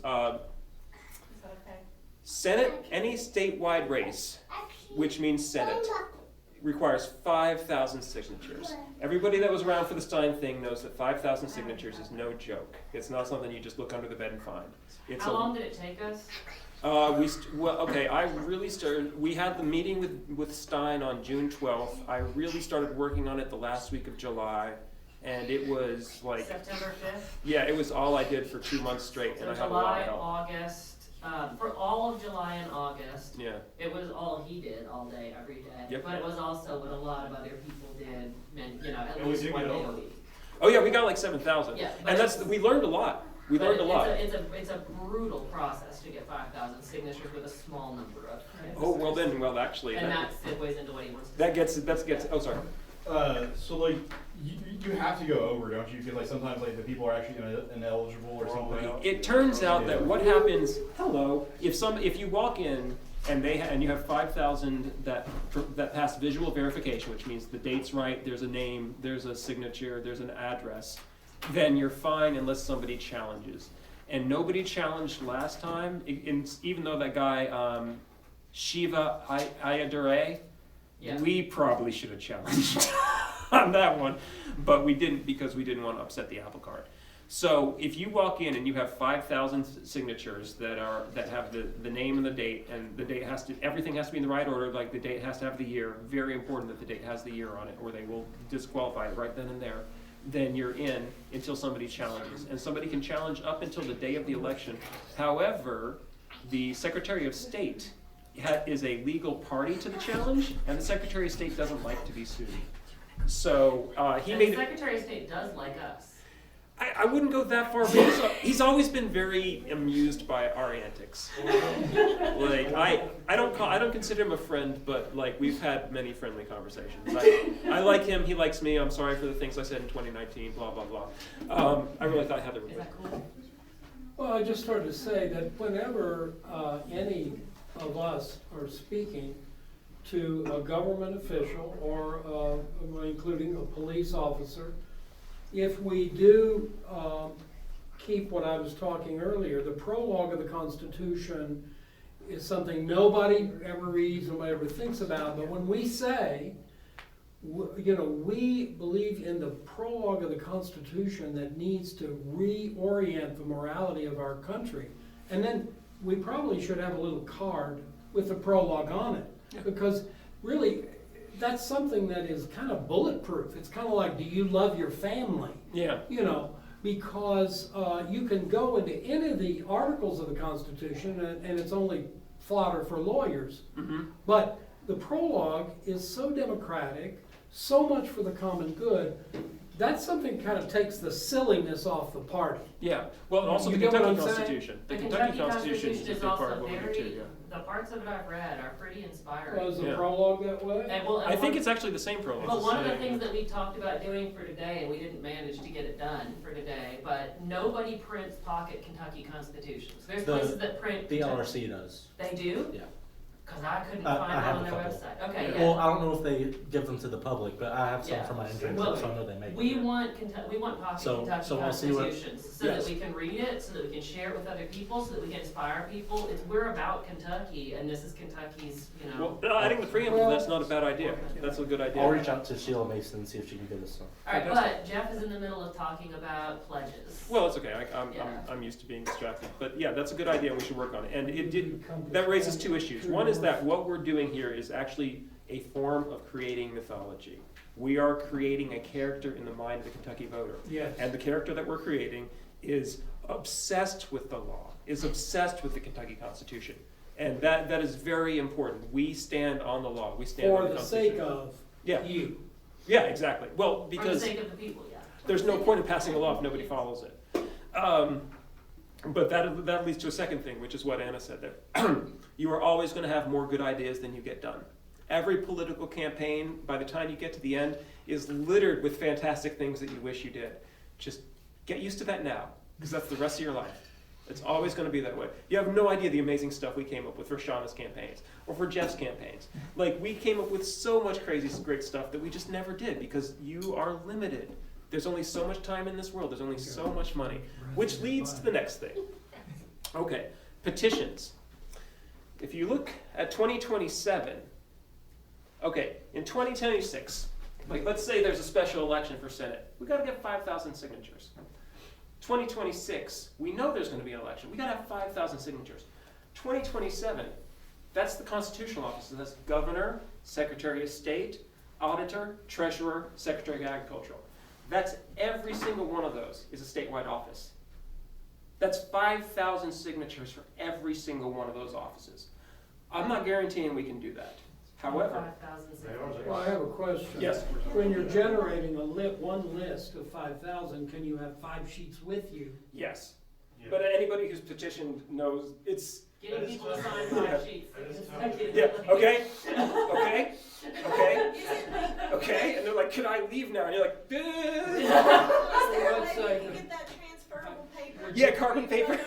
Would you consider 1 minute of your time for 5 signatures? Yeah, I mean, it's a different sell, but it's experientially, it'll be difficult, but we will. That's the thing, is like, but at that point, we are talking about 25,000 signatures, and even if we get some of them easy, but that's why I want everybody here to think about a signature network, which is when we need these signatures, not asking any of you all to do what June and I do and go out, and hassle entire college campuses at the same time.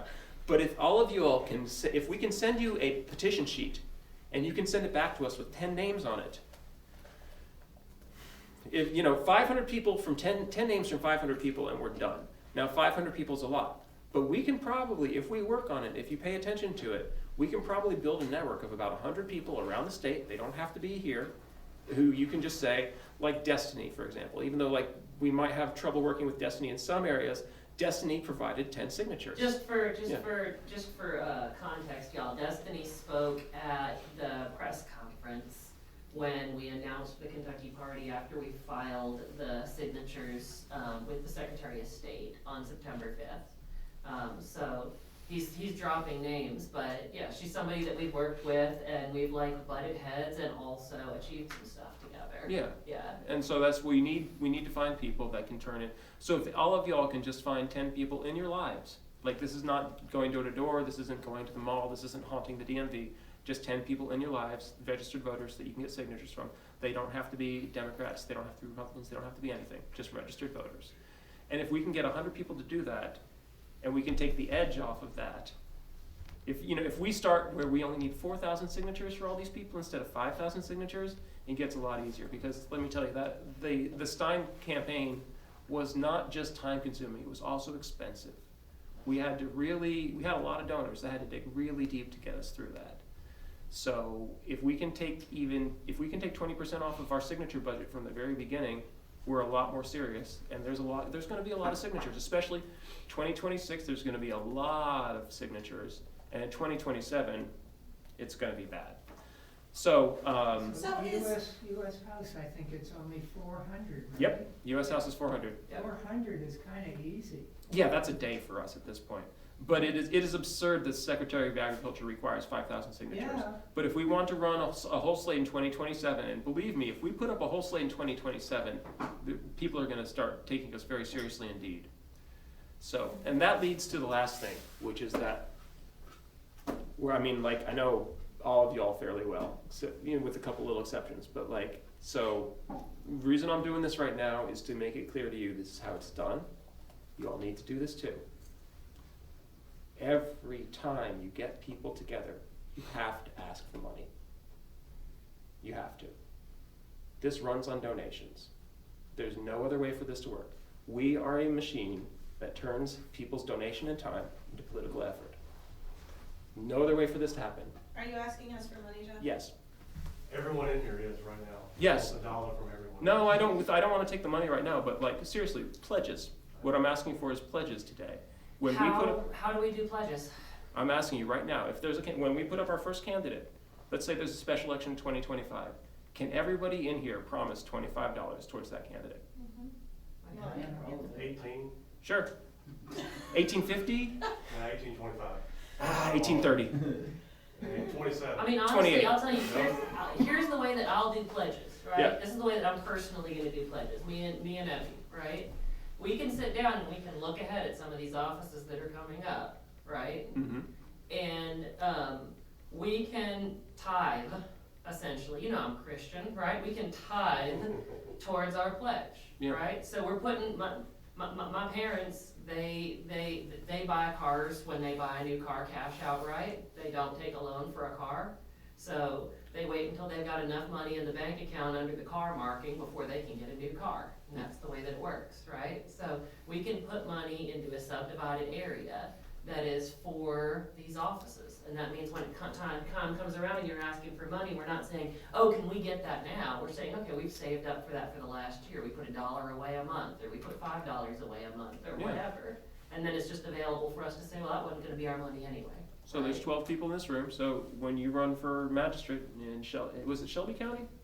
Then yeah, you have $275 already.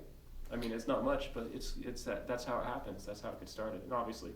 So I do want to say one more thing about donations, which is that people either give too much or too little. Most campaigns die because people give too little. They let it die on the vine, and that's what we're used to. What you're not used to is people who give too much, and it is hard to take money from people that don't have it, and you have to. You have to. You have to treat that as a sacred duty and responsibility that it is. You have to treat it with respect. But if a little old lady decides that she wants to give you her Social Security check and live on saltines for a month, it will break your heart, and you also have to say yes. So just keep that in mind. It's respecting the autonomy of that person. Exactly. I mean, I'm sure everybody in this room has probably given time that they don't have to a cause that they care about. Some people, that is how it's their contribution. And that's very true. And also, if somebody is donating to you, they are a volunteer. If somebody works at their job for 6 hours and they get paid, $15 an hour less taxes, and they give you $100, they volunteered for your campaign for for 6 hours. They deserve the respect for that. And honestly, me included, I'm mostly talking to myself here because I think I'm the only one who's making this mistake right now, but we need to be out there working and making money right now so that we can make this thing happen. I'm gonna put some money towards the Kentucky Party, and that's money so that the Kentucky Party can do things like, pay for fees that it has to pay for, so that it can print some merch that costs some money to print, you know, that kind of thing. But I don't see the Kentucky Party as having a whole lot of expenses. Yeah. But then I plan to probably, with a lot of the rest of it, just say, you know, when the time comes around, how, you know, what are our priorities? Where are we trying to put money in terms of campaigns? And then I can just donate directly to those campaigns. Yeah. And those donations to those campaigns are capped. Because we don't have Secretary of State supervised primaries, what's the cap for donations to campaigns? I don't know if anybody in here is independently Oh, that's wealthy enough to interesting. hit it. Same for. Is it 3,300 in the primary season and 3,300 in the general after the primary? Yeah, both, so total. So $6,600 per candidate is Yeah. the most that you can give, Yeah. that an individual can give. And this is one thing we were talking about is when we get the, I'm sorry, John, I'll get to your question in just a second. One of the things we were talking about with the Kentucky Party is, you know, I'm going to take fundraising very, very seriously for this. This is what I'm going to be working on from pretty much now on.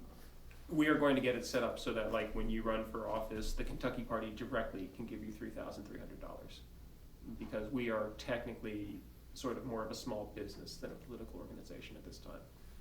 So, oh wait, I think John was before you, but 1 second. Well, it's one thing to talk about money, but it's another thing to talk about the candidate that's running.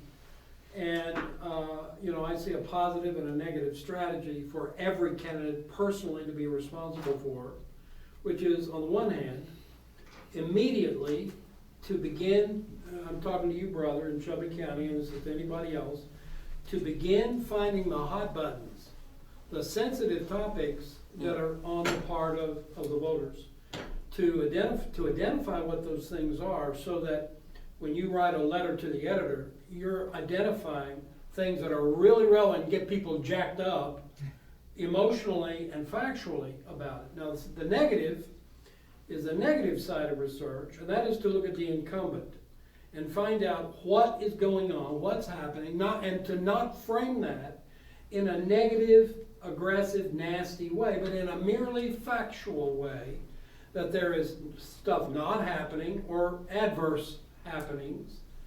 So the positive is to give the positive need hook. The negative is to say, I want to be there to do better. So I see a double prong, but I think candidates need to be responsible for that, because it's one thing. I see a lot of candidates that are put forth by Democrats, Republicans, you know, libertarians, and they're put forth, but there's just not a lot of material other than cranked out by the party. Yeah. But does the candidate want to work constructively to personally get existentially connected with what's going on? You know, or are you just trying to be a mouthpiece? You know, a lot of elections, the people being elected are merely mouthpieces for the parties. So anyway, I think a personal responsibility is important. And you raised the point which we should bring up, which is one of the things we do provide to candidates and campaigns is services. We do have graphic designers, we do have campaign managers, we do have treasurers. Although it's a tricky one, we have people that can help you if you run. You have an associated policy shop. Yeah, Right, basically. because the Kentuckian, which is the little blog that I'm running now, with the possibility of it turning into more substantial publication, a big part of its purpose is to figure out where's the policy holes that are things that people in Kentucky care about that the Democrats and the Republicans cannot tackle, right? They're either gridlocked on them, or they're toxic on them, or it's adverse to their interests. So you have people who can work on cooking you some policy too. Yeah. Alexan, did you have something to say? My stuff was honestly very similar to what Mr. John was saying. It was a decent amount of worry about the candidates that we put forth. Like, I'm not saying you guys specifically, but in the future, like where exactly are we drawing the line with giving money? How do we know when is a good time to back out if a candidate is obviously just like maybe grifting off of, maybe like being like, oh, I'm gonna run, here's all these things. Maybe they're forging stuff, maybe they're like, just trying to get something out of us. you know, so how do, obviously we have, like, you know, treasurer here, how are we going to kind of do a vetting process, I guess, if possible? And you also mentioned before that you were also going to, you put forth the fact that you may, the group would be interested, I guess, or maybe you in particular, or individuals in general, would be willing to put forth training, support, get people into schooling and stuff so they could fit political roles going forward, you know. How? Like, How are we again, going to do that? Yeah, well, yeah, how are we going to do that? What's that going to, yeah, well, fundraising. But it's like, you know, back to the thing, how are we sure that the person is actually going to do that? And I can answer that last part. We're never sure. And one of the depressing things about politics is you put people in office and then they don't do what you thought they were going to do. That happens all the time. As to vetting, I'll get one second. Or did you have something to say directly? The website is going to be a big part of how we do it. So I envision, suppose there's a magistrate in some county vacant, and so we would find anybody in that county, I guess, whatever the district is, and Kentucky Party members say, okay, this is coming up. Contact every Kentucky Party member in that county. Say, you want to run for this vacant magistrate position? And let's say 3 people do. Each one will get a campaign page on the website, and we'll sponsor debates among the 3, and, you know, invite the incumbent, or there's no incumbent, but invite, you know, the Republican and Democrats to join the debates. They never will. So the 3 Kentucky Party members can hash out everything. And then I guess the party, if there's a vacancy, the executive committee would look at everything the 3 people said, and has to choose one of them to nominate for a vacancy. So that's an example, you know. What would be the timeline? For a special election or for the vacancy? Right, well, like in general, like the primary usually happens in May. Yeah. So at what point would the KDP try to have their candidate? Is it like 2 months? The Kentucky Party try to have their candidate. Like, are we not going to offer? well, actually, because technically we're still, because we're not a party under Kentucky law, we would actually still have till September for everything, no matter what. For every what thing? For any candidate that's nominated, because we're nominating candidates mechanically. We're using the 17th century method of nomination here, where we're doing out the petitions. And so we would have a problem if 2 people in the Kentucky Party wanted to run for the same seat, which will happen someday, then we would have to have a primary inside the party. Or if there's a special election and we're to the point where they are asking us to just put forward a candidate, then that would be decided by the EC. Would we want to embargo the party directly giving resources to people until after a certain threshold date, so it's not just the first out the gate who starts getting resources? I believe that's what we planned was to do with the primary. Or we could have like a deadline by which you need to announce your intention to be a candidate? Yeah, well, there is a deadline to announce your candidacy no matter what. It's the law. I don't remember when it is, but I think it's like April or something. But you have to have your, that's why the whole thing about running Violet last year instead of Jill wouldn't have worked, because Jill had already announced her candidacy. Violet hadn't. So, I mean, Jill really did a huge favor for us. Like, I don't know if people really appreciate just how far out of her way she went for us. She did an amazing thing. But so the like you could say the cutoff would be when everybody has to have declared. Also with and before that time, you can raise your own resources. Yeah. But honestly, if you're going to win in the general election, you don't need to start campaigning in January for that, right? It's helpful. I mean, well, real campaigns that really win, like the way professionals do it, is they tend to start a couple of years early. Okay. And I mean, like, if anybody here is going to say to me right now, like, I'm going to run for something in 2026, then we're going to start working on your campaign right now.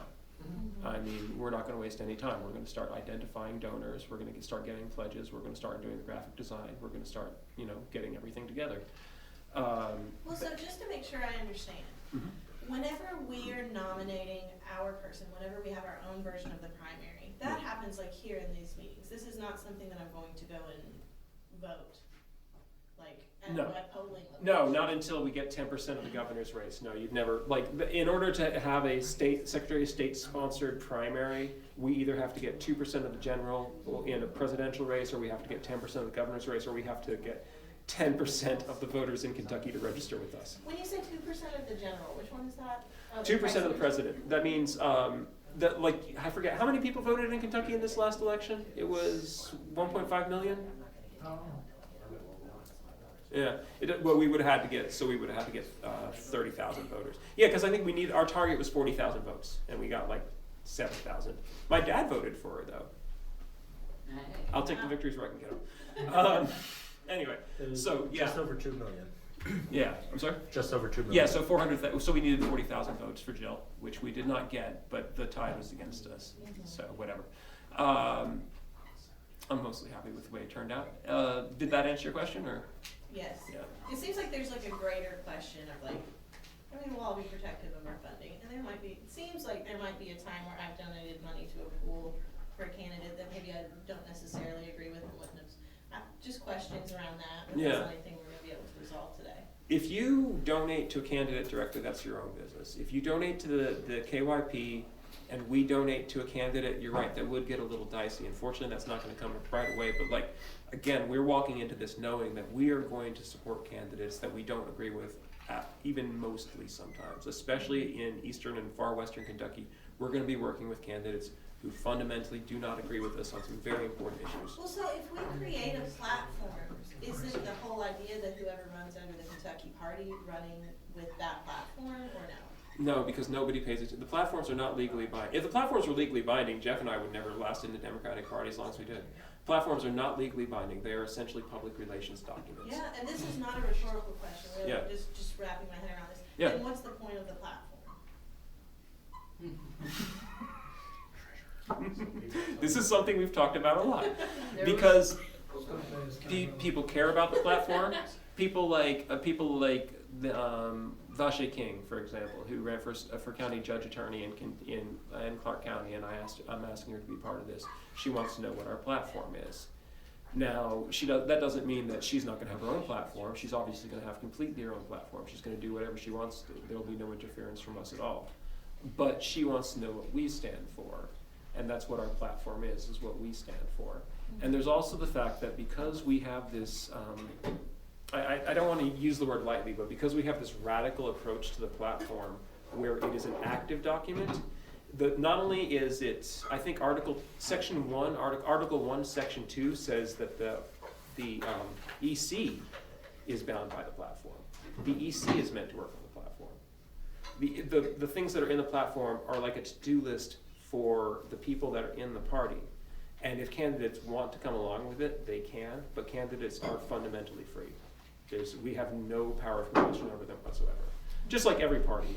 Like the Democratic Party had no power over you at all. Right, people tried to tell me this or that wasn't a Democratic Party value, but there's people in Congress who are Democrats who are anti-choice, who are pro-gun, there's not. Yeah, there's no consistency at all. It's so difficult to create a party platform. So could someone run as a Kentucky Party without being anti-war? That would be a social pressure thing, because that's not anything that we can stop. You would refuse to give them money or a platform if they go against our bylaws? I think if they go directly against the bylaws, we could refuse to give them money. I would think. Yeah. If you don't have that much balls, I don't think I need to be part of it. It seems like these questions are kind of the priority of maybe the next 6 months. Yeah. Of getting rules into place in the bylaws. Well, we do want people that we don't agree with. That's one of the reasons. That's the appeal of the party. Yeah. Is that you can be a free critical thinker and disagree with each other. Exactly. And that's why there is a lot of social pressure built into this. If you are not comfortable with Palestine flags, you're going to turn around and walk right back out of the room. And that's one of the reasons why we have the Palestine flags. It's like I keep saying. And especially with that, like, that slogan. Yeah. Yeah, I mean, you know, there's people that would, you know, their hair would catch fire and they'd walk right back out of the room. That's exactly what it's for. Like, you know, we're well aware that Kentucky and Palestine do not share a border. We have no treaty. Although, without getting too distracted, while we were talking about the National Guard stuff, you all do know that the Kentucky National Guard has its own separate treaty with the nation of Djibouti. Is it Djibouti or it might be Somalia? It's Djibouti. Yeah, they have the Kentucky National Guard has its own treaty with Djibouti, not Kentucky. The Kentucky National Guard. Why us specifically? Because it's the case through Africa, like all the AFRICOM, all the National Guards, like Tennessee or South Carolina. Anybody who's stationed anywhere in Africa, that they don't want you to know where they're stationed at, they say they're stationed in Djibouti. Because it's a massive naval base, it's a Yeah. naval forces base, so everybody's like, we're all there. Yeah, one of my friends did all the medical exams for all the Navy people shipping out from a particular port, and there was a period of time when everybody was going to Djibouti. Everybody was going there. And honestly, of the people that were going there, only very few were actually there. That's just where they were officially. You get attacked by monkeys. Is Djibouti, is that the country that is like the gas station country on the Suez Canal? There you go. No, it's on the Horn of Africa. It's across from Yemen. Yeah. Yeah. I think we're talking about the same thing. Yeah. It was just under 2.1 million. Yeah, so we needed 42,000 votes for Jill, which should have been doable, but the Democratic freakout sucked all the air out of the room. There was just nothing to be done. So yeah, I think that covered. Okay, so where were we? Dealing with people we don't agree with. Yeah, we definitely have the purse strings, and we are not going to give somebody $3,300 if they are super duper pissing us off, for sure. But beyond that, I think that we have to take the principled position that if somebody in Paducah, I'm picking the furthest point from us possible. If somebody in Paducah decides to run with the Kentucky Party and they are like anti-abortion, I can't even think of all the things that would piss us off. If they hate trans people and abortions, but they, you know, and they want to put, I don't know, the Bible in schools or whatever nonsense, we would, even if we didn't give them money, we wouldn't sabotage them. We wouldn't run them down. We wouldn't issue press conferences. We wouldn't pull what Bashir pulled in 2022. Let me put something out there though, okay? Yeah. So we had conversation early on. Abortion was actually in the original document of like bylaws, platform, because it was all sort of one thing at the beginning. We took it out for, now he stepped outside, hasn't he? Who is that? Our secretary. Yeah. Oh. Hey, excuse me, I was just about to talk about you. So we took it out because he sent me an email. And he's Catholic. And he said that the language that we had about bodily autonomy was really difficult for him as a Catholic. And we were engaged, I'm putting him on the spot. And no, and we engaged in a really interesting conversation that made me reflect and think on that. And then that conversation got continued through talking to a number of people who have conservative social politics who are very prominent in the Palestine Solidarity Movement in Kentucky. Right? Yeah. But then a lot of the Muslims who are involved in the Palestine Solidarity Movement in Kentucky have conservative politics. Yeah. So you're standing up there saying that we're all on the same page about trans rights and about abortion. We're not. Yeah. We are actually on different pages. That's part of why it's not in the document. Those are things that we have to work out through our internal conversations. Because being in solidarity with Kentucky and in solidarity with Palestine means being in solidarity with people who are socially conservative. Yes. Right? And that means figuring out a way to thread that needle that doesn't throw any Kentuckians under the bus and that doesn't assume that there's a correct answer to things that are very much subject to debate right now. Right? Yeah. So I would say that if there's someone who is coming with you know, I remember when I gave my little speech and I talked about, you know, people just who are speaking out on one of these red meat issues because they want to get people's blood pressure up, right? Mm-hmm. They don't actually have a conviction on this issue. What they have is they have the understanding that this issue is going to get cameras on them, right? That's not inconsistent with our bylaws, but that is something that I think that most of us would find personally abhorrent, right? Yeah. On the other hand, I feel like a lot of the worst directions somebody could go with policy are gonna ultimately mean that they also, and in addition, will fall afoul of some of the things that are fundamental about the party. Yeah. Because people's beliefs tend to cluster. And some of the things that we have in the cluster that is in the bylaws as being fundamental to the party tend to go along with some of the things that people in this room might be scared about people running on. So I do feel like there's some degree of like, there's some degree of, I don't know how to say it. I think I said what I wanted to say. You know, I think that clustering is really significant. Yeah. Within the party, it would be good to have a conversation because we do need to know where we stand on the issues that are the hot button issues of the day. But what we shouldn't do, and this is my personal opinion, all right?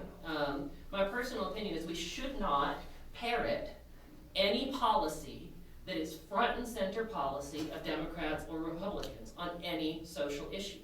We shouldn't, if you generally agree with the Democrats on their public stance on abortion, ask yourself why they didn't sign it into law when they controlled the presidency and both the Senate and the House of the United States.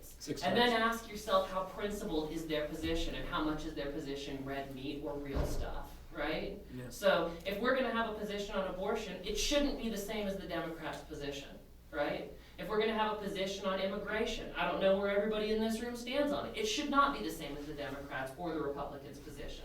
If we're gonna have an issue on trans youth in public schools, it should not be the same as the Democrat position, even if the Democrat position sounds good to you. The Democrats aren't protecting trans youth in public schools. What they're doing is they're virtue signaling, Yeah. right? So can we find a way to thread the needle in order to achieve a more just commonwealth than either of the parties are interested to on the issues which they subject to most of their debate and peacocking? You know, that's where I stand on that.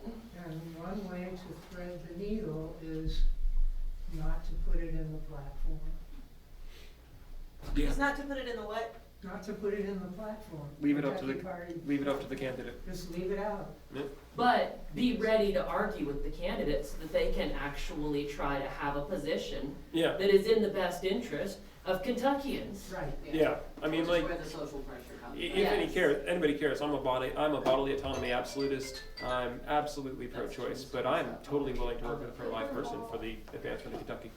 And I mean, one of the benefits of having like a relatively They have been wanting to talk here for a hot minute. Okay. Oh, sorry. Well, only because then I was talking about me, so I just wanted to. They keep on getting further and further away. Well, first, who are you? So my name's Edwin Tate. I'm very sorry that I just dropped in. Oh no, you're very welcome. Yeah. I actually, speaking of being Catholic, I have to go play for Mass shortly. So I have, I'm a church organist. But I've been to some of the meetings for the Palestine group. I used to be involved with a third party called the American Solidarity Party, which is inspired by Catholic social teaching. So they would describe themselves as pro-life, consistently pro-life.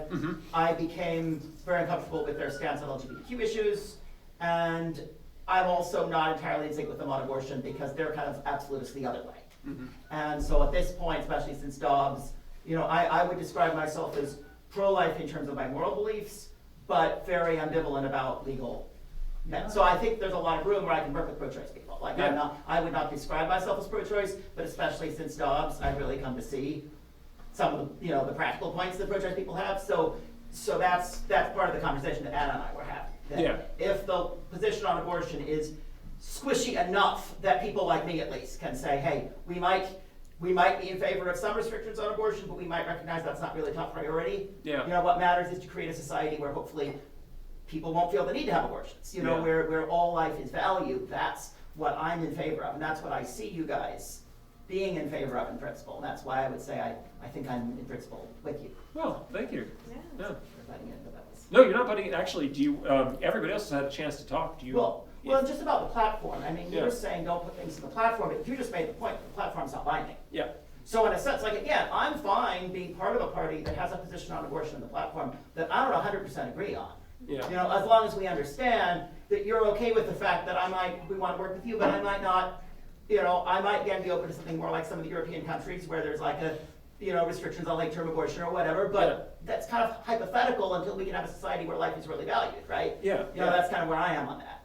And so as long as there's some room to say, oh, it's part of the platform, I'm not entirely sure about, but I like the thrust. The thrust of where you guys are is you're trying to value human dignity and life and put a stop to war and genocide, and you know, that for me is the burning priority. Yeah, I mean, genocide does include abortion, that's for sure. No. Anna has said in the past, I'm not sure if this has been said today, if it was taken out of whatever we're doing, is that we shouldn't have something in the platform that we're not specifically organizing around.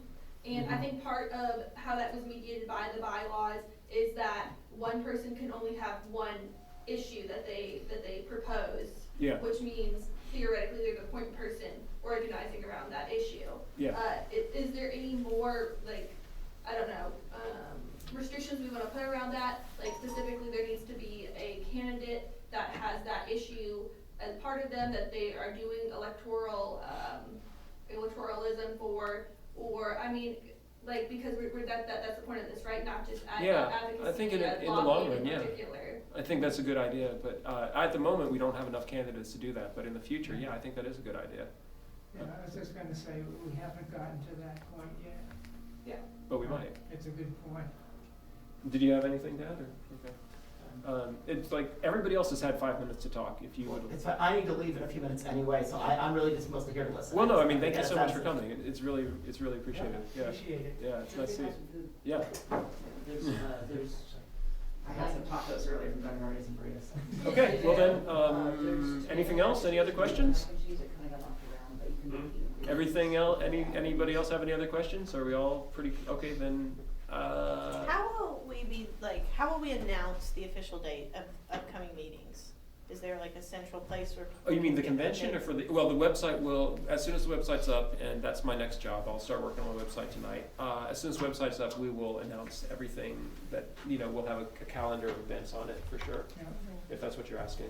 Kind of. I don't think we're all so, I mean, I know pretty much everybody in this room. I don't want anybody to leave and then never get an update. Oh, yeah, no, I don't think so. I mean, unless Ryan doesn't do his job. Exactly, we put a lot on Ryan.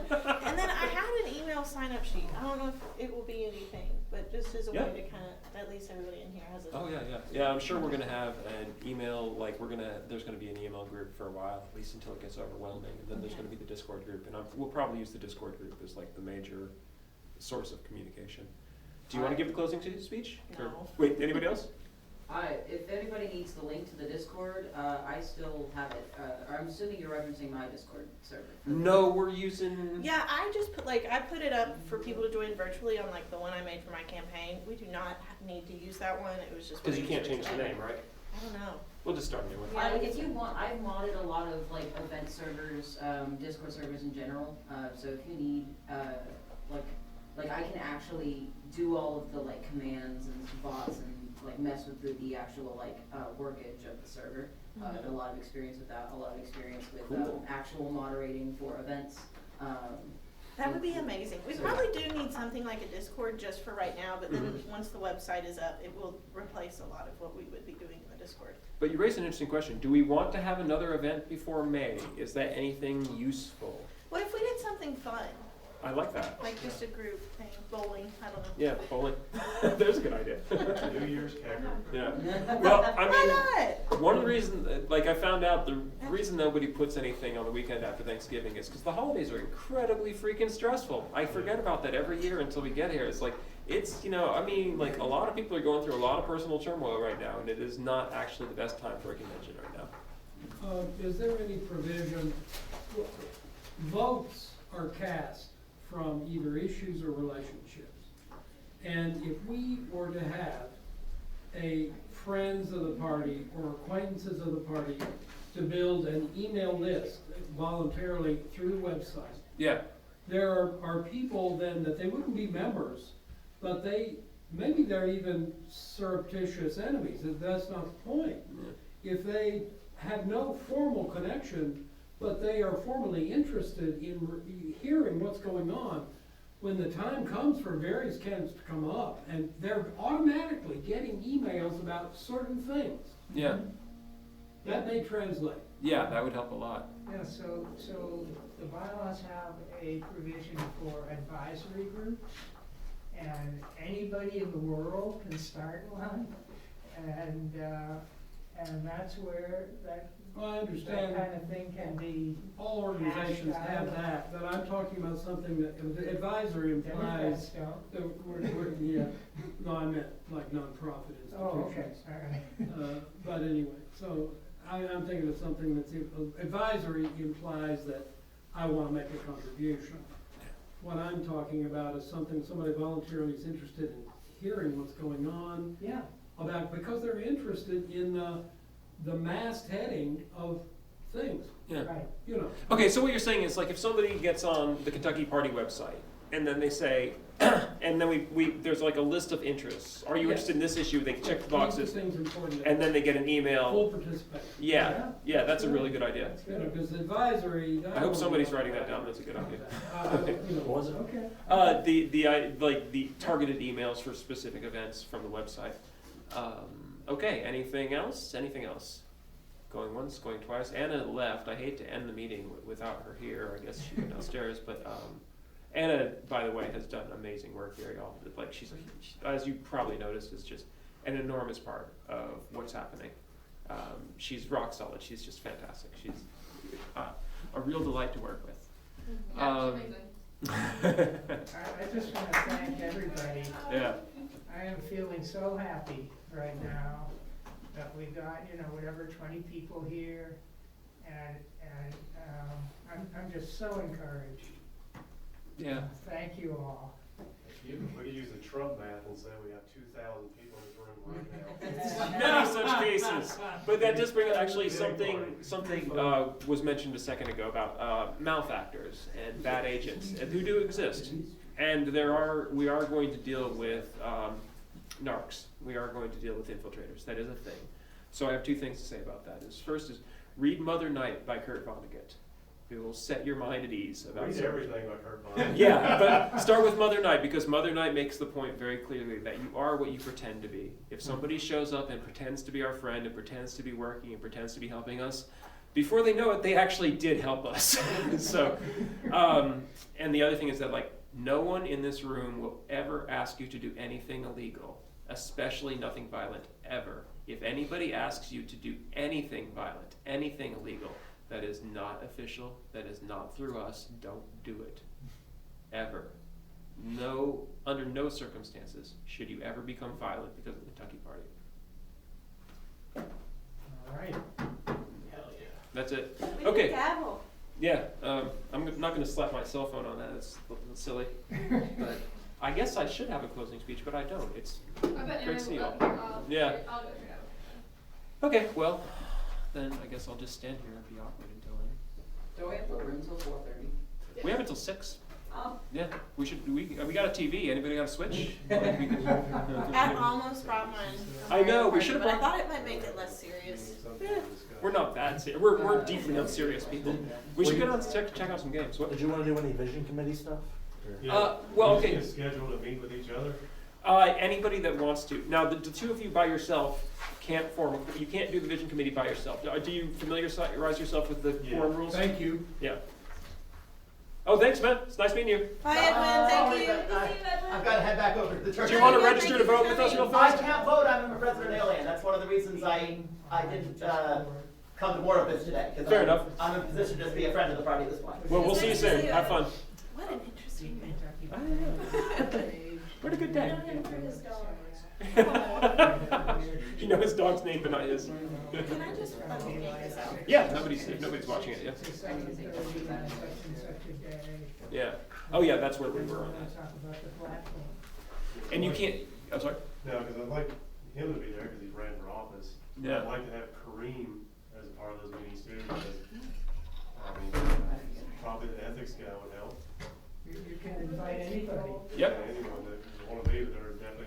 Now, at the moment, you don't actually. I mean, this is sort of like a trial run, so you let us know how it goes. But at the moment, the way it's supposed to work is that people give platform proposals to the secretary, Ryan. Ryan transmits them to you. You take them from there. Okay. So everybody that has, does anybody know what their platform proposal is going to be? What's yours? Just out of curiosity. Sorry. No individual within the borders of Kentucky shall be denied safe, dignified, life-sustaining shelter on any given night on account of their economic, legal, or social status. Yeah, I wish I could sell it. Anybody else? That's a good one. Do we have to come up with them at this time? No, I'm just curious. I've been thinking about mine for a while. Mine's going to be about reforestation. I think that it should be a platform plank that we should, I'm not sure how to phrase it yet. I'm open to ideas, but that Kentucky's natural bounties, splendor, whatever, stuff, Kentucky's natural stuff and things are good, and we should like them. Yeah, I'm going to phrase it a little differently than that, but that's where I was. I think that we need more trees. More trees. That's my plan. That was kind of interesting how neither major party really discussed environmentalism that much at all. It's like, it's the first Drill, time in baby, a while. drill. Like, Chris Fenn and RK Jr. both hit on it a bit. Yeah. It's also odd that he didn't mention that much considering he's an environmental lawyer. Yeah. He jumped on the Maha movement that he made. Well, he got into, he was actually the lawyer for East Palestine. Yeah. And so he was doing that, and it's one of those weird things. We found out a lot with campaigns. It's never, what gets talked about is rarely what the candidate wants to talk about. People catch on to something that they, in the candidate's platform, that they want to talk about. And the candidate tries to drag it back to what they actually want to talk about. And is like with Jeff, we've seen dozens of times. People are like, Jeff only has one position. I'm like, no, Jeff has a website with like 40 positions on it. You only ever talk about one. It's more like 5. Yeah, it was 12. AFRICOM was one of them. 12, okay. Anna, would you like to give the closing speech? Defund the CIA. Okay, there we go. By how much?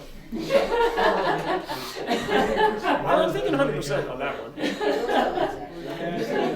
They're not asking for hallucination. Well, that's my favorite sticker that Jeff Sevesto made for Jeff Young. It's on the side of our microwave. Yeah. It looks like the G.I. Joe logo. Okay, hold on. Okay, it is not 9 minutes and 20 seconds. It's 3:04. So we're gonna close down now at 3 o'clock? I ran out of stuff to say. Does anybody else have anything else? Everybody can probably, meetings just. Yeah, so basically we have this space booked until 6 o'clock. So we can close it back down to informal time. And I think that I just want to put out there that candidates, proposals for the platform, pledges, and petitioners in a petition network are things that we should all be thinking about, whether we're on the EC or not. Yeah. If you want to get something into this year's platform, you have to submit it at the convention, which could mean today, or the executive committee could determine that the convention lasts until Sunday night at midnight or something like that. It's just not in session. You know, you could set a deadline, but it's not an open-ended deadline. So we got an opportunity. I'd be happy to sit down with anybody who wants to get something into the platform and play, you know, like if you want to talk about how should this be worded, how much can we put in, like, I'd love to have that conversation and help you get it so that it's really good and solid. One moment. I do want to tell you we may be visited by some guests because Agnes was downstairs playing with the daughter of a Palestinian guy who's traveling through Kentucky on their way south. And they heard what we were doing up here, and he was like, oh my gosh. I was like, come see our banner. Yeah. So they might just poke their heads in the door at some point. So you had a question. I was thinking about, again, party building, just like when I mentioned the email thing. For example, in any convention or any public activity where we have identified an issue that we want to discuss or focus on for the sake of the party in the Kentucky, if a list is made of all organizations, they may be Democratic, Republican, or whatever, to be invited to that event as observers and or participants at the open mic or whatever, there's liable to be more people that are going to say, well, this is what they're talking about. I'm on that. I want to see what this crack. So are you suggesting like town halls on particular issues of significant I'm talking about importance? hooking pre-existing organizations as being directly invited Yes. Because they already have a constituency identified and committed. So if we have a topic that's relevant, I mean, it could be this. I mean, for example, you know there's gonna be a lot of Zionists turn up, but my point being. No, there's not. Yeah, there's not No, we've been doing this for over a year. No, there's not. Rabbi Litwin will come drive by and give us the evil eye, and that'll be about it. Well, anyway, but what I'm saying, you're liable to just indirectly and inductively, one, get visibility. Two, there are going to be people say, you know, those people are pretty good. And you know the other thing is, if we make a big enough splash, you're talking about Zionists coming out, Andy Barr might, if we're lucky, write a nasty tweet. Well, I'm not just talking about that. Yeah, I'm yeah. talking about any issue to the party, because there are many nonprofits, church-related groups, all sorts of people, and if you can just build the email of the organization when we have something, the inductive force of having them come in is valuable. Yeah, That's just my opinion. Well, and I think that there are a number of things that, you know, as you look through the bylaws, there are things in the bylaws that probably make you think of organizations. Bingo. Right? No, Like when I think about the provisions in the bylaws for people who are disenfranchised from voting, right? I think about Vocal KY, which is an organization of people fighting against bad drug policy and fighting against bad prison policy who are most affected, right? There's other places in the bylaws where I see things that make me think about the tenants union, right? I am very concerned about the Kentucky Party because a lot of people who come into the Kentucky Party are broadly progressive. But I'm very concerned about the Kentucky Party that it not just become a lifeboat for a sinking Democratic Party ship. Because the Democratic Party in Kentucky is smaller and less powerful than the Republican Party. So we can paint ourselves into a corner if we just try to create a lifeboat from that. I want us to find new ways to think about things. I want us to find things that can inspire people, particularly, I'm gonna give numbers. A third of people who voted for Trump were what you would call Trump supporters, I think. There was a poll that looked at, you know, people's opinion on certain statements, right? Which means 2/3 of the people who voted for Trump are about ready to be disappointed in the next 6 months. Right? Because they voted for Trump because, I mean, this is not a Kentucky thing, but a lot of Muslims and Arabs in Michigan voted for Trump because he gave them some promises he's fixing to break, right? And they're going to be disappointed.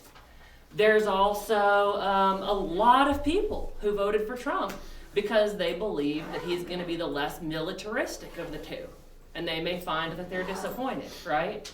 I want us to be picking up these people as they become disappointed with what their party can deliver to them. And I want us to think about how to write policy that can achieve a number of progressive objectives, but that can also really broadly think about how we can represent the people of Kentucky, how we can find... Shauna's really a model for me in this, because Shauna's a social worker and she's able to hear what people are saying. Then she's able to hear where what people are saying is coming from. Then she's able to hear what someone would consider to be in their best interest, which is a little bit different from what they're saying. Right? Does that make sense? So there are people who say mean and nasty things, and that mean and nasty thing is coming from a certain place of a need that they have that could be politically fulfilled. You can take a couple steps back, right? And you can talk to people's best selves and try to make a party out of people's best selves instead of out of their worst selves, which is what the Democrats and Republicans have been doing. So I want us to be really creative going forward in terms of how we think about that. And some of that, I've worked mostly, even though I'm a registered Republican as of a couple hours ago, I've worked mostly in progressive milieus. So I start thinking about who are we going to build a base with, and I start thinking about all these various nonprofits and advocacy organizations that are the base of the Democrat Party. And my question is, what other organizations can we grab onto? What other places can we find people who broadly agree with us on things and aren't the base for the Democratic Party? And I take inspiration from the Palestine solidarity movement that I've been a part of. Because the Palestine solidarity movement, I kind of joke that it's a coalition of the Muslims and the queer and the LGBTs in Kentucky, right? Like with some radical Jews thrown in, or some non-Zionist Jews thrown in, right? But you have a group of people for whom most of their social policy ideas are largely conservative, and a group of people who most of their social policy ideas are largely progressive, and you have them involved in a durable coalition, like working side by side, building friendships, and able to start thinking towards something that, I'm sorry Edwin left, but in Catholic social thought is very concerned with the idea of the common good. Right? So what's the common good that I can find that's not about negotiating at a business table and looking for a place where each of us can compromise, but it's sort of about rising above our particular squabble and thinking about how we can reconceptualize the field in order to promote the common good. Does this make sense? Right? And I think this is a difficult thing, but this is a matter of something I've learned in the last year of working on these topics is that a lot of the things that I've approached with the people that are in this room in the last year, we've approached almost like we were doing performance art in public, right? This is ridiculous. There's no way it's gonna work. We're making a fool of ourselves, but we're taking something in such an unexpected direction that it makes people's heads snap back and rethink, right? And that's how you can get people out of the myopic focus on whatever the hot button issue is and into a conception of a greater common good, right? If we're for Kentucky, like it means for Kentucky. It doesn't mean that I'm for the people who agree with me on everything in Kentucky. It means I'm for Kentucky, and there are things in Kentucky where there are political divides that I'm not going to stand up here and sound like a Democrat and preach unity, which means shut up and do whatever the most powerful voice in the room tells you, right? I don't think that's the way that you get to a common good. I think that's the way you get to a common evil. It is. It is. Okay, fine. And I'm cute, apparently. So if we approach policy in the same way, can we approach policy really creatively? Can we approach policy asking ourselves what are fundamental questions that are in play here? Are we going to approach policy in ways that we step back? I'm sad I didn't get to hear what Edwin had to say, but what he'd said to me is he'd said that he would completely support the Kentucky Party being against legal restriction of abortion, right? To the point of like codification of Roe v. Wade. But he does not like the bodily autonomy language. That's what he has a religious issue with. So it creates the political outcome that you want while respecting somebody's beliefs so that you can move into coalition with them, right? And I think that there's a lot of opportunities to do that. And the Palestine Solidarity Movement is my light in terms of showing me the way to get there. It's pretty small, but it's been really durable, right? When we look forward at like what we're gonna get in the future, I think that we are gonna get a formidable organization if we all put in some work, right? Like there's so much creativity here. There's a lot of people in this room who say they're gonna do something and they doggedly show up and do it, right? There's a lot of honesty, there's a lot of sticking to our word. And I think most of all, like above everything else is stubbornness for the people I know in this room, but slightly below that is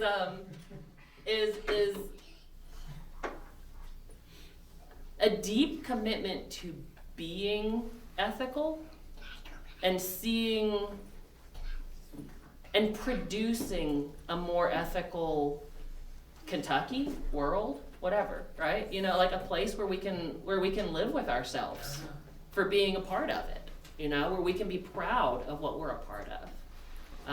So I would love to keep on talking after I get down from this podium with people about how we build the party, about how we create local organizations, about how we draw in various organizations.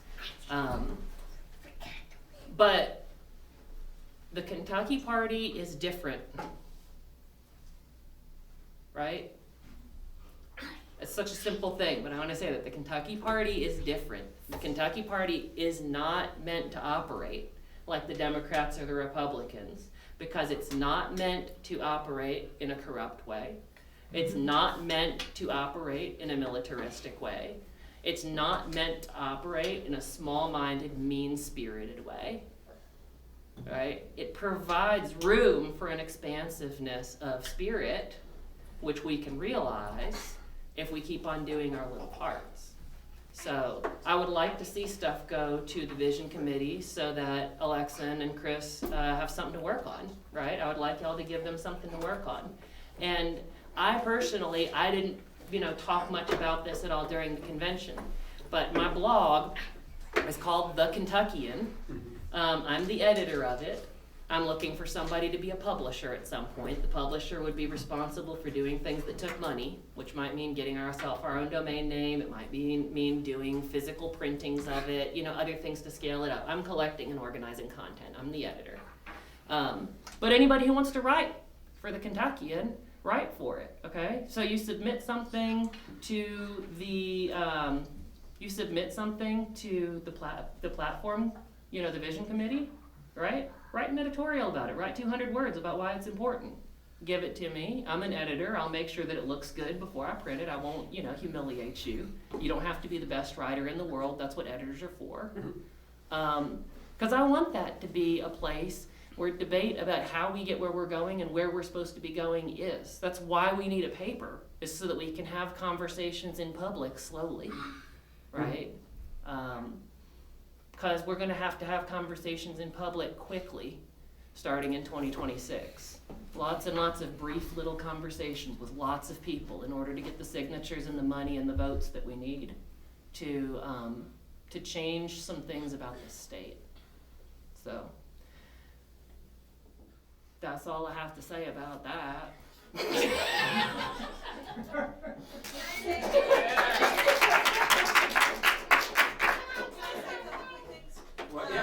If it pleases the chair and the secretaries, what I'll do is I'll create a Discord and send an invite to everybody on this email list. So if we want to talk in between then, and then I'll also send up a reminder email before the next convention. I think Alexa took up the Discord task, right? Oh, please. I was just talking about it, So, but we'll work on it. Like, I already have an existing Discord that is specifically for the KY for POUT organizations, like the coalition, but should also, I feel, be used for this if you guys want it to. It's an easy rework for me. Most of the settings, like I've already modded, most of kind of what needs to be done for that server. If you want to create a new server that is completely separate, that is also fine too. Yes, I will say, the Kentucky for Palestine organizations have not been using the Discord, like was previously hinted. So it is fair ground. There are already people in it who would be just as interested, I'm sure, in what we're doing here. So we can talk about that again. I am 100% willing to create, structure, organize everything in a Discord server. I have years of experience of doing that for various events and personal servers.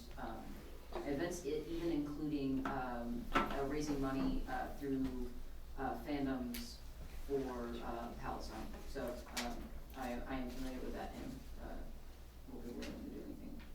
Yeah, sounds great. I think the three of us should work on it, and I think this is a good thing to work on the Sundays. Yeah, and the roles for all the officers are up on the board, and the contact information for the secretary of the EC and the vision committee are on the board. So you have a line of communication in the meantime. That's how you talk to the party, right there. I will say, I know you were wanting to get the DC together specifically, right?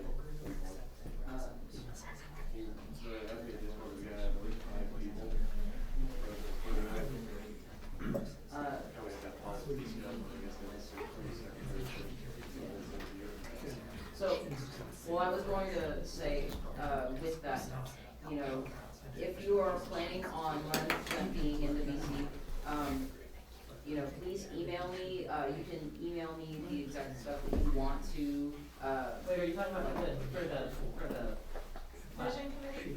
vision? We were talking, sorry. It's, the bylaws say that you're supposed to submit it to the secretary of the executive committee, who then passes it on to you. They're Yeah. supposed to Okay, give it sorry, directly to you. I Yeah. Yeah, you'll have to, the bylaws on the VC are real specific, you'll just have to Can I review fun it. meet up, we'll play bylaws Jeopardy? Yeah. Well, send, like, okay, so can we, creating a meeting, that would also have to go through the. No, you'll just get all, so the secretary, which is Ryan, is Oh. gonna send you, Alexan, all of the proposed platform items. Those items are gonna be submitted to Ryan, and Ryan is gonna send them to you. And then after you and Chris and whoever else is involved comes up with a proposed platform out of those items, you submit it back to Ryan, who will put it before the EC at their next meeting. as we have it set at the moment, and if this doesn't work out, you let us know, because you're the first testing group for this. You call a meeting, you inform people of the meeting. You maintain the list of who wants to be on the VC, you maintain the, not exactly the minutes, but the record, and you maintain where the platform is. Like, you keep a draft platform available on the website. I got her. You call the meeting, what else did the chair do? To call and facilitate the meeting, keep them on the agenda as much as possible. And whenever you have something that you're ready to submit, you send it back to Ryan, and Ryan is required to get it in front of the executive committee within a month. Yeah. And they'll vote on it. And you guys can call another meeting if they send it back to you for revisions. And you are the only committee that is, there's only two committees mentioned in the bylaws at all, the EC and the VC. You have your powers, and they are yours. And like it says in the bylaws, if you all decide something's in the committee, if you decide something's in the platform, you decide. It's up to you. So, if something goes to the EC and we're like, this is a terrible idea, you know, you're gonna get us all killed making trying to make all the Twizzlers jelly flavored. What are you doing? But if we send it back to you 3 times and you send it to us 3 times, that's it. It's in. Yeah, you win. So, in hoc signo vinces? We're shifting to a different time scale here, though, because a lot of us are used to like rushing to get stuff done really quick in a rapid response or in a campaign. And right now, this is like, things are gonna take a little while, because each group, because the EC's meeting once a month, so you guys have a little bit of time to get it together, do it right.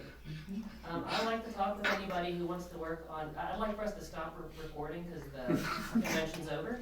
Yeah. And I'd like to talk with anybody who wants to talk with me about putting stuff on the platform. Okay, so convention's over. Thanks for coming. Our tagline is Vote Kentucky.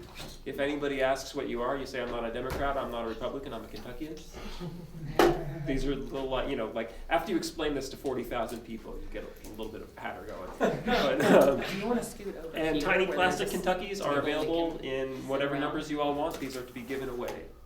These are like little trinkets to give to people, especially kids that want them. They are geographically accurate, although in real life, Kentucky's much bigger. Also, if anybody